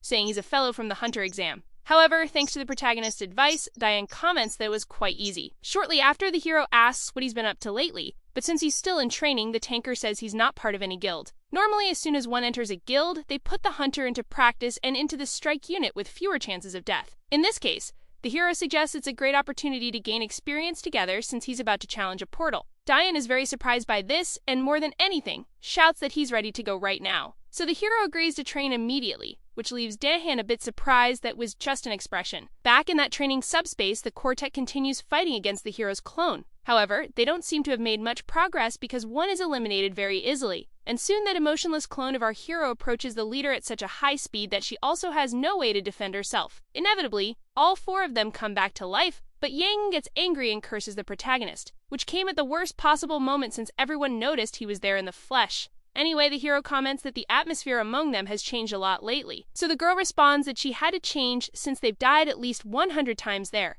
Judging by the look in their eyes, they'll all become indifferent to death and develop a good killer instinct. In any case, the hero reveals that he brought 2 other guys to join the training. Because of that, they're all introduced to each other so they can better understand their allies. Since they're training hard, the hero asks if they're already bored of this place. But unexpectedly, all 4 agree that they won't leave until they rip the clone's head off. And surprising either 2 guys, the hero reacts by saying that's exactly the attitude he's looking for. After all, that's the only way they'll survive in that portal. So starting today, they'll train together. Sue asks Yeon to form teams according to the 2 newcomers, so they can train well. And now, speaking about the portal, the hero says they'll be going to action soon, to the girl's surprise. Before anything, he mentions they should define nicknames to make communication easier. In his case, he just asked to be called leader. He then leaves, saying he needs to take care of a few things while the 6 of them stay there training. Since it's the first time for the 2 guys there, they ask what they're supposed to do, but the girl says they'll find out soon. Meanwhile, the hero's clone curses the group and mockingly tells them to come attack him. Then Daehan comments that he's very different from what he imagined, and Yanwoo just gets more and more irritated. Sometime later, the hero's taxi stops as they are already near the outskirts of Paju. Despite everything, he accepts it since he knows cars can't go very far. Activating the Moo ring, the S-rank Colorless Solitude is activated, lowering the boy's presence. These are the outskirts of Paju, were once called the Land of Gold. It used to be a very prosperous region, but due to constant portals and a lack of hunters, it became a dump. These damn portals didn't just destroy this place, but caused the whole world to fall into misery and vice. So once again, the hero remembers his commitment to clear the portals as fast as possible. But even a dump like this has its uses. And ironically, in a region rejected by people, there is a place that welcomes a few. From inside a gate, a man asks who it is, and the hero responds that he wants to buy a mine. He then deactivates Colorless Solitude, revealing his identity as a hunter, to the man's surprise. Quickly, he opens the gate and, inviting the protagonist inside, asks him to take a seat. Since they're not open yet, the man asks if it's the boy's first time there, but he responds by asking if it's uncomfortable. In this case, if it's uncomfortable to wear a mask all the time. The man is very worried about how the boy found out, but Sue says he can relax because he's the only client now. So since there's no more reason to hide, a girl is revealed. She's one of the biggest portal brokers in the country and the best in Paju, named Choi Yoon, although she's not very well known yet. Yoon immediately asked how the boy discovered not only that place but also the slang used to refer to portals. But the hero replies that he can explain another time because he's there to talk business. And to her surprise, he asks if the girl has the distorted force, air possession, because what he intends now is to buy an entry ticket to challenge the portal alone. Since this item had been announced 3 days ago, the girl asked how he found out, but Sue questions if he really needs to say everything in the black market. After all, it's a rule not to talk about anything except the transaction. There are two types of portal purchases. The first is ownership transfer, and the second is a ticket that serves as a one-time entry pass. Normally, ownership is always much more expensive, but even tickets for famous portals surpass the cost of other portals. Despite the fee already being high at 100 million won, the girl is concerned about the hero going alone. However, he says that's his business, already placing part of the payment on the table. In that case, Yoon agrees to take him there and apologizes, saying she was just a little surprised. In a car, the two approach the place by the city bridge. And on the car dashboard, it's possible to see the association badge that the girl just joined. As they pass through the Gaesong region, the girl asks if the hero isn't very surprised that they're getting close to North Korea. But the protagonist replies no, because due to the portals, North Korea completely collapsed. And even though China thought of taking advantage of the monsters infested the place, in that case, Yoon comments that the boy is much more knowledgeable than he seems in the articles, which makes him believe he left a good impression. With no more time to waste, the two get out of the car in front of some hunters. Yoon immediately says she brought a guest and that the payment has already been confirmed. One of the thugs is impressed to see Sue in person there because he thought it would just be another loudmouth. And anyway, the boss that the protagonist was looking for appeared, saying it's an honor. This is one of the trafficking leaders in this city, whose name is Bang Duok, or the Lumberjack. Human traffickers always called their victims logs, and this guy sold them like pure merchandise, which led to the nickname. Suman knows he was arrested and sentenced by special forces, but didn't know he was also connected to the association. Although the hero could theoretically enter now as someone who completed 2 seal portals alone, Dugak believes they might end up at a loss since they only sell tickets because they know no one can clear it. This was already expected by a protagonist who knew the criminal's personality. However, Yun intervened, asking if Duik was really trying to raise the price right in front of her, and made it clear that she wouldn't let a little game like that go unnoticed. So since she's a true member of the association, not even Dua can act greedily, which in the end was good for him since Sue was ready to act. Without discussing anything else there, Yoon calls the hero to go straight to the entrance, and makes it clear that she'll be by the boy's side the whole time for his safety. Mercenaries are the type that ambush those who enter and complete portals, so to prevent that, brokers need to be strong to guarantee the client's safety. Anyway, Duik comments that it's best to see in practice who Suo is to have such confidence, and he's really curious to see if the boy will be able to finish this one too. The portal of the distorted forest has the entry condition of up to 8 people with a maximum level of 99, but our hero enters alone without any problems. He never thought he would see this forest in his life because even in the past, it was a place he never visited. However, he came there intending to get an item that a certain famous person once obtained. With his full concentration, he activates mana detection, making his energy spread through all the tree trunks. And in this way, distorted trees from level 90 to 93 are revealed from disguise and come to attack. But the first one that tries to approach immediately gets hit by the Shadow Spear, since that's what the hero has, even though an axe would be more ideal.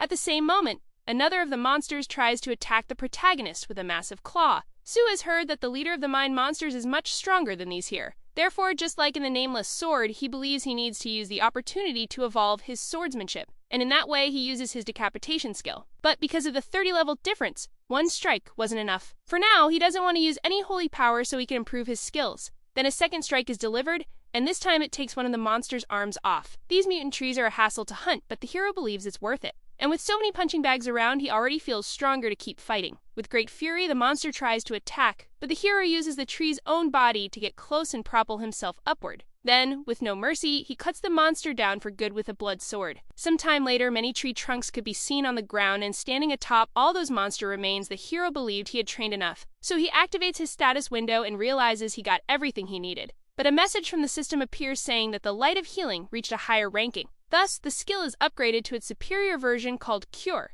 Up to level 40, skills are received, and at level 50, they go to rank A, until at level 60, they evolve further. Then at level 100, the hunter can choose the final class they will follow, descending from atop all those trunks. Now that he had cleared the area, it was almost time for the boss to appear. In a nearby river, the outline of a being could be seen from afar. On its head were horns like a deer's, and its eyes glowed with energy. This was the ruler of the dark forest, level 100, named Malayan. Finally, the protagonist will face a 1-star monster. It is said there are several ways to classify monsters, but everything below level 99 isn't considered. Starting from 100, they gain 1 star per 100 levels. In this case, Malayan is the first star-rated monster the hero will fight in this life. Taking the initiative, the monster comments that an unwelcome guest has appeared, but in response, the hero calls him an intruder, saying he doesn't want him in his city either. But he knows it's not like the monster knows anything, since he's just a creation of the system. Quickly, shadow summoning is activated along with holy power, and in the end, the hero throws the spear without caring about the details.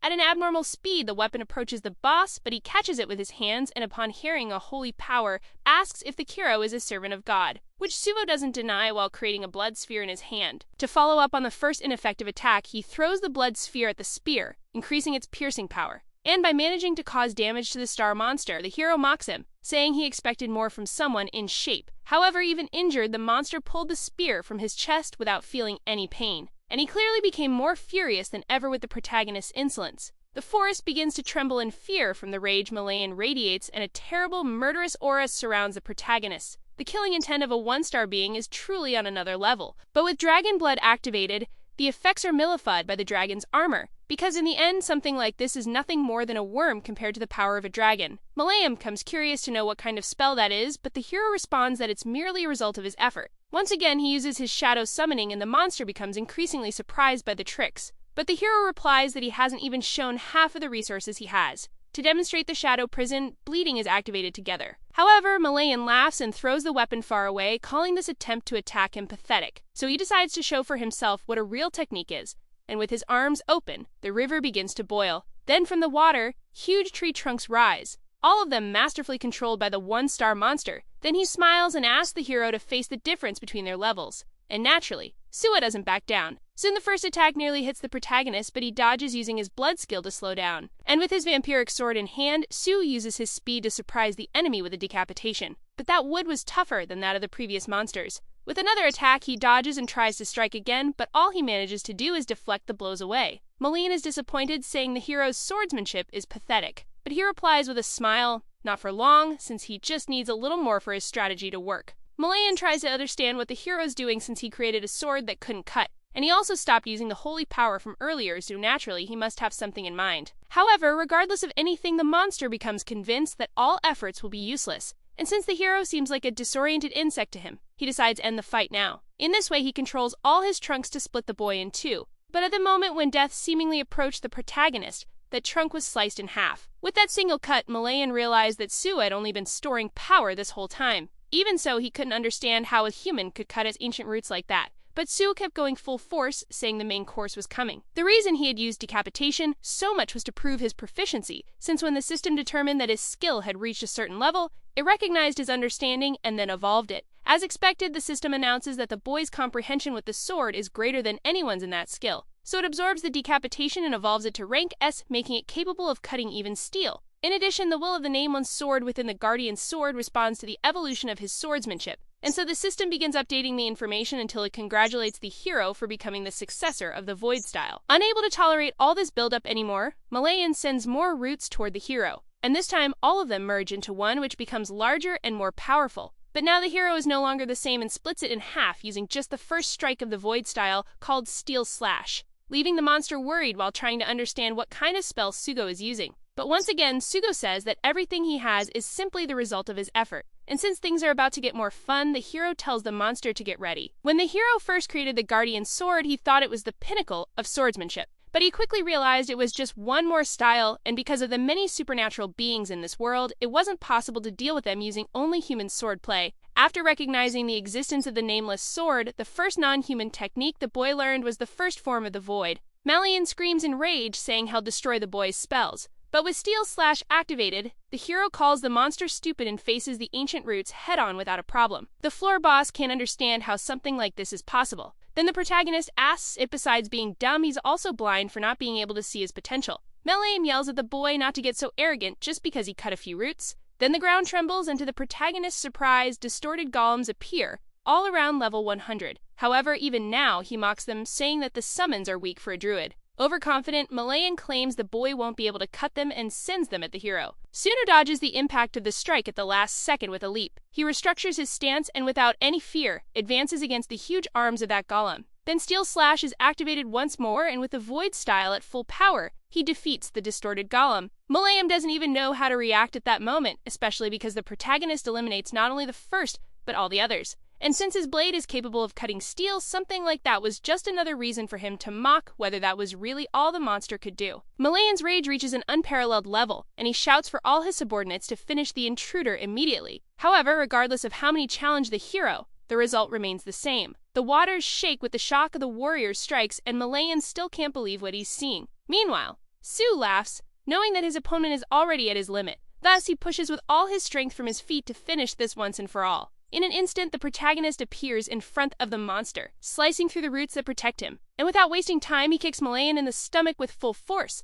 sending him flying into the river. Obviously, the monster becomes furious at a level he has never experienced before. However, at that moment, he doesn't have time to hold on to his pride because Sue continues his assault. And using the chain of the Shadow Spear, he successfully binds his opponent. Since by this point in the fight, Malayan is already tired enough to break free from this trick. Then, with nothing more the monster can do to defend himself, Sua delivers the finishing blow. And so the hero's first one-star boss in this life is defeated, turning the distorted forest portal into a completed portal. Once again, the MVP is Solo, who earns extra rewards and levels up, receiving bonus attribute points in all stats. In addition, in the end, he obtained the Orb of Domination from the corrupted rank as Druid. Malayan was known as the Corrupted Druid, and his power of domination led to his expulsion from the forest where he was born, taking with him those he drove insane. From all of this, a hero knew that although the Void style was important, this orb was even more crucial for the next portal, and in any case, it was time to return. Outside, everyone realizes that the portal begins to disappear, which means Sewell managed to complete it, but it's still hard for everyone to believe. The portal's level was rank S, and because it allowed only a few participants,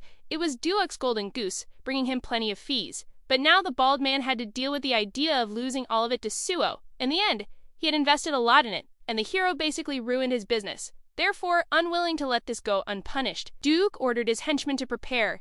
Yoon, on her side, asks if the man really intends to go through with it without considering the consequences, and he really would have agreed if he hadn't been attacked from behind by the hero at that exact moment. To his surprise, in an instant, that mercenary falls to the ground. This was the same moment the protagonist emerged from the portal. So, walking slowly while collecting blood with his vampiric skill, he asks if they started the party without him. All the mercenaries without exception lose any desire to fight for obvious reasons. Then one of them comments that the boy can go now because they won't bother him anymore. However, the hero now kindly asks them to return the fee he paid, using the excuse that this is a punishment for breaking the rules, and since everyone wanted to stay alive. Sue about what he asked for some time later, back in the car on the return trip. Yoon thanks him, and the hero understands the reason for the gratitude. But instead of simply accepting it, he asks for a favor next time. In this case, the girl remarks that he has quite a sharp tongue with a hint of concern. In any case, Sue asks her to give him her contact number because he'll call her soon. And so when the trip ends, the hero says goodbye, thanking her for the ride.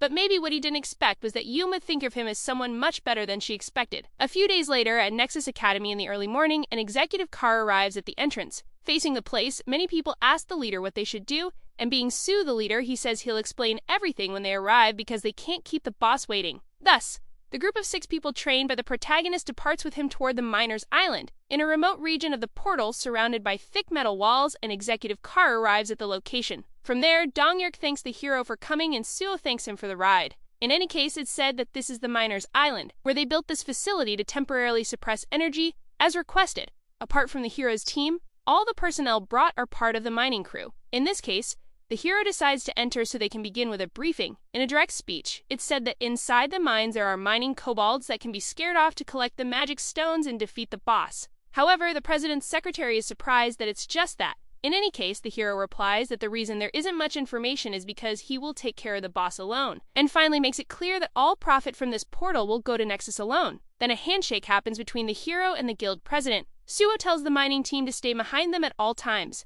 And if nothing more to say, the hero asks how his colleagues are feeling before entering the first portal. But since none of them seem to be enjoying themselves, he tells them to stop being dramatic. In any case, Suo warns that they'll need to conserve energy, Daihan will handle the rear guard, Juon will provide support, and the others will follow the hero. However, it's said that the focus will be protecting the miners, and unlike the simulation, everyone could die from any mistake. And finally, the portal opens so the challengers can enter. The Miners' Island has a maximum entry capacity of 56 people, and its information starts loading. Right as he enters, the hero pierces a kobold he sees in front of him and instantly charges toward another with a blood weapon, which is also capable of successfully piercing the monster. By draining all that blood, the hero plans to store some while he can, since there aren't many watchers around. And just that demonstration of agility in defeating enemies is enough to leave everyone speechless. But the mining team is even more surprised, since even their companions hadn't seen him in action before. In any case, the girl leads the team so they don't just stand there watching. Soon, everyone forms up with the goal of not letting a single kobold leave alive. Jiwon does his best to provide cover, and Daein also performs well in his role as a tanker. For now, the Manhwa asks them not to advance but to maintain formation, and since the group can manage on their own, the hero believes he won't have to worry. With the new command, Manhwa informs that the mining team can now start working, and since it's an order, everyone gives their best as quickly as possible. At this moment, the ores behind them pile up, making it necessary to manage transport without letting any product go to waste. At a certain point, one of the workers yells, questioning what his partner is doing standing still instead of working. But the truth is that it was impossible for him not to be impressed by the way the protagonist was annihilating the monsters in front of him. In an instant, the hero passes through the small ones, and right after defeating one by crushing it against the wall, he hits two more using both the Shadow Spear and his blood sword. This way, monsters coming from any direction are taken down so easily it feels like a joke. And as the protagonist's stance remains as imposing as ever, both the miners and some team members begin to understand just how amazing the boy is. But the miners get even more excited, to the point of wanting to give their best just because they can be at Sua's side. While walking casually, the hero notices something. Yamui informs that everyone is already gathered there, so the protagonist asks if they can see the divider. It is said that the reason Nexus abandoned this place is because the kobolds surround everything like a hive, so the suggestion to split up arises. However, unexpectedly, the hero announces that he will grow that way alone. After all, one advantage of having lived two lives was knowing the boss was right there. With the steel slash activated, the division is destroyed entirely with a single attack. This time, everyone's surprised at the hero being able to cut through solid stone-like paper is clear. Since he made a small opening, the hero comments that he will go left while they stay there to handle the right. At first, he thought of sealing it off completely, but that way they wouldn't gain any experience. However, regardless of what happens, Su makes it clear that they must not follow him. And in advance, he warns that he'll be gone for 12 hours, so he asks the group for patience, something Yango agrees to since there's no other choice. For this portal, the hero believes he'll need to act for at least 12 hours if he wants to get everything he came for. So that's how he says goodbye to go face the boss alone. Since the hero himself blocked the entrance, the question is raised whether he'll be okay and if this could be a test. But despite the doubts, Yuen states that Su will be fine. And the Annie comments that everyone knows this since their own leader has already handled several difficult portals alone. Therefore, the group truly has no doubt about his ability, and in this case, they decide to give their best in the tasks assigned, using this time to become strong enough to make the protagonist proud. Already inside the cave where the hero locked himself in, he realizes he no longer needs to hold back. And with hundreds of kobolds in front of him to deal with, Su simply asks who will be the first to be exterminated. There really were a lot of these monsters for the boy to face, but even though there were so many, none of them were above level 75, so Su didn't think twice before launching himself to attack. Without exception, all the kobolds responded aggressively, but their behavior didn't change their fate of being cut down by the protagonist. Still, one managed to survive by holding onto a rock at the top of the cave, and seizing that opportunity, hurled himself down to attack from behind. Sensing that unusual presence, the hero responds by defending himself with great skill. Suo says it's impressive how intelligent the monster is to use tricks, even though it's a pointless fight since its leader has already been defeated. Back to the perspective of the group brought by the hero, it seems no more monsters will come beyond the ones already defeated. Because of that, the mining coordinator calls everyone to rest and eat a little. Since it's already noon, the entire mining team finally gets some time to rest. And as the hunters also work hard, the miner asks how they're doing, to which Juan replies he's fine. As expected, the miner states that the hero's group is amazing, but Juan humbly reminds him that Shu blocked most of the passage. Even Yama has to agree because if the monsters hadn't come out one by one, they'd be in trouble. Their first encounter definitely wasn't pleasant, so the girl thought he'd be a pain. But somehow she became attached to the point of now being worried, although she also knows very well that there's nothing they can do to help him. Therefore, the group's idea remains to trust their leader and wait patiently. Shifting to the protagonist's point of view, as he eats, he also takes the opportunity to collect blood. While nibbling on a chocolate bar, his ability feeds the fullest. Due to all the destruction he's already caused, when the protagonist stands up, the monsters enter a state of mental confusion. Sulu is able to walk past them without any of them attempting a reckless attack. Clearly, they're all quite scared, but the hero reassures them by saying he's not interested in them. After all, from now on, his next opponent is the Mai Master located at the end of this place. Since it's too dark to see, the protagonist apologizes. Then he acquired a firework launcher, and with this item, fires into a chasm, lighting up everything with the flares that explode each burst.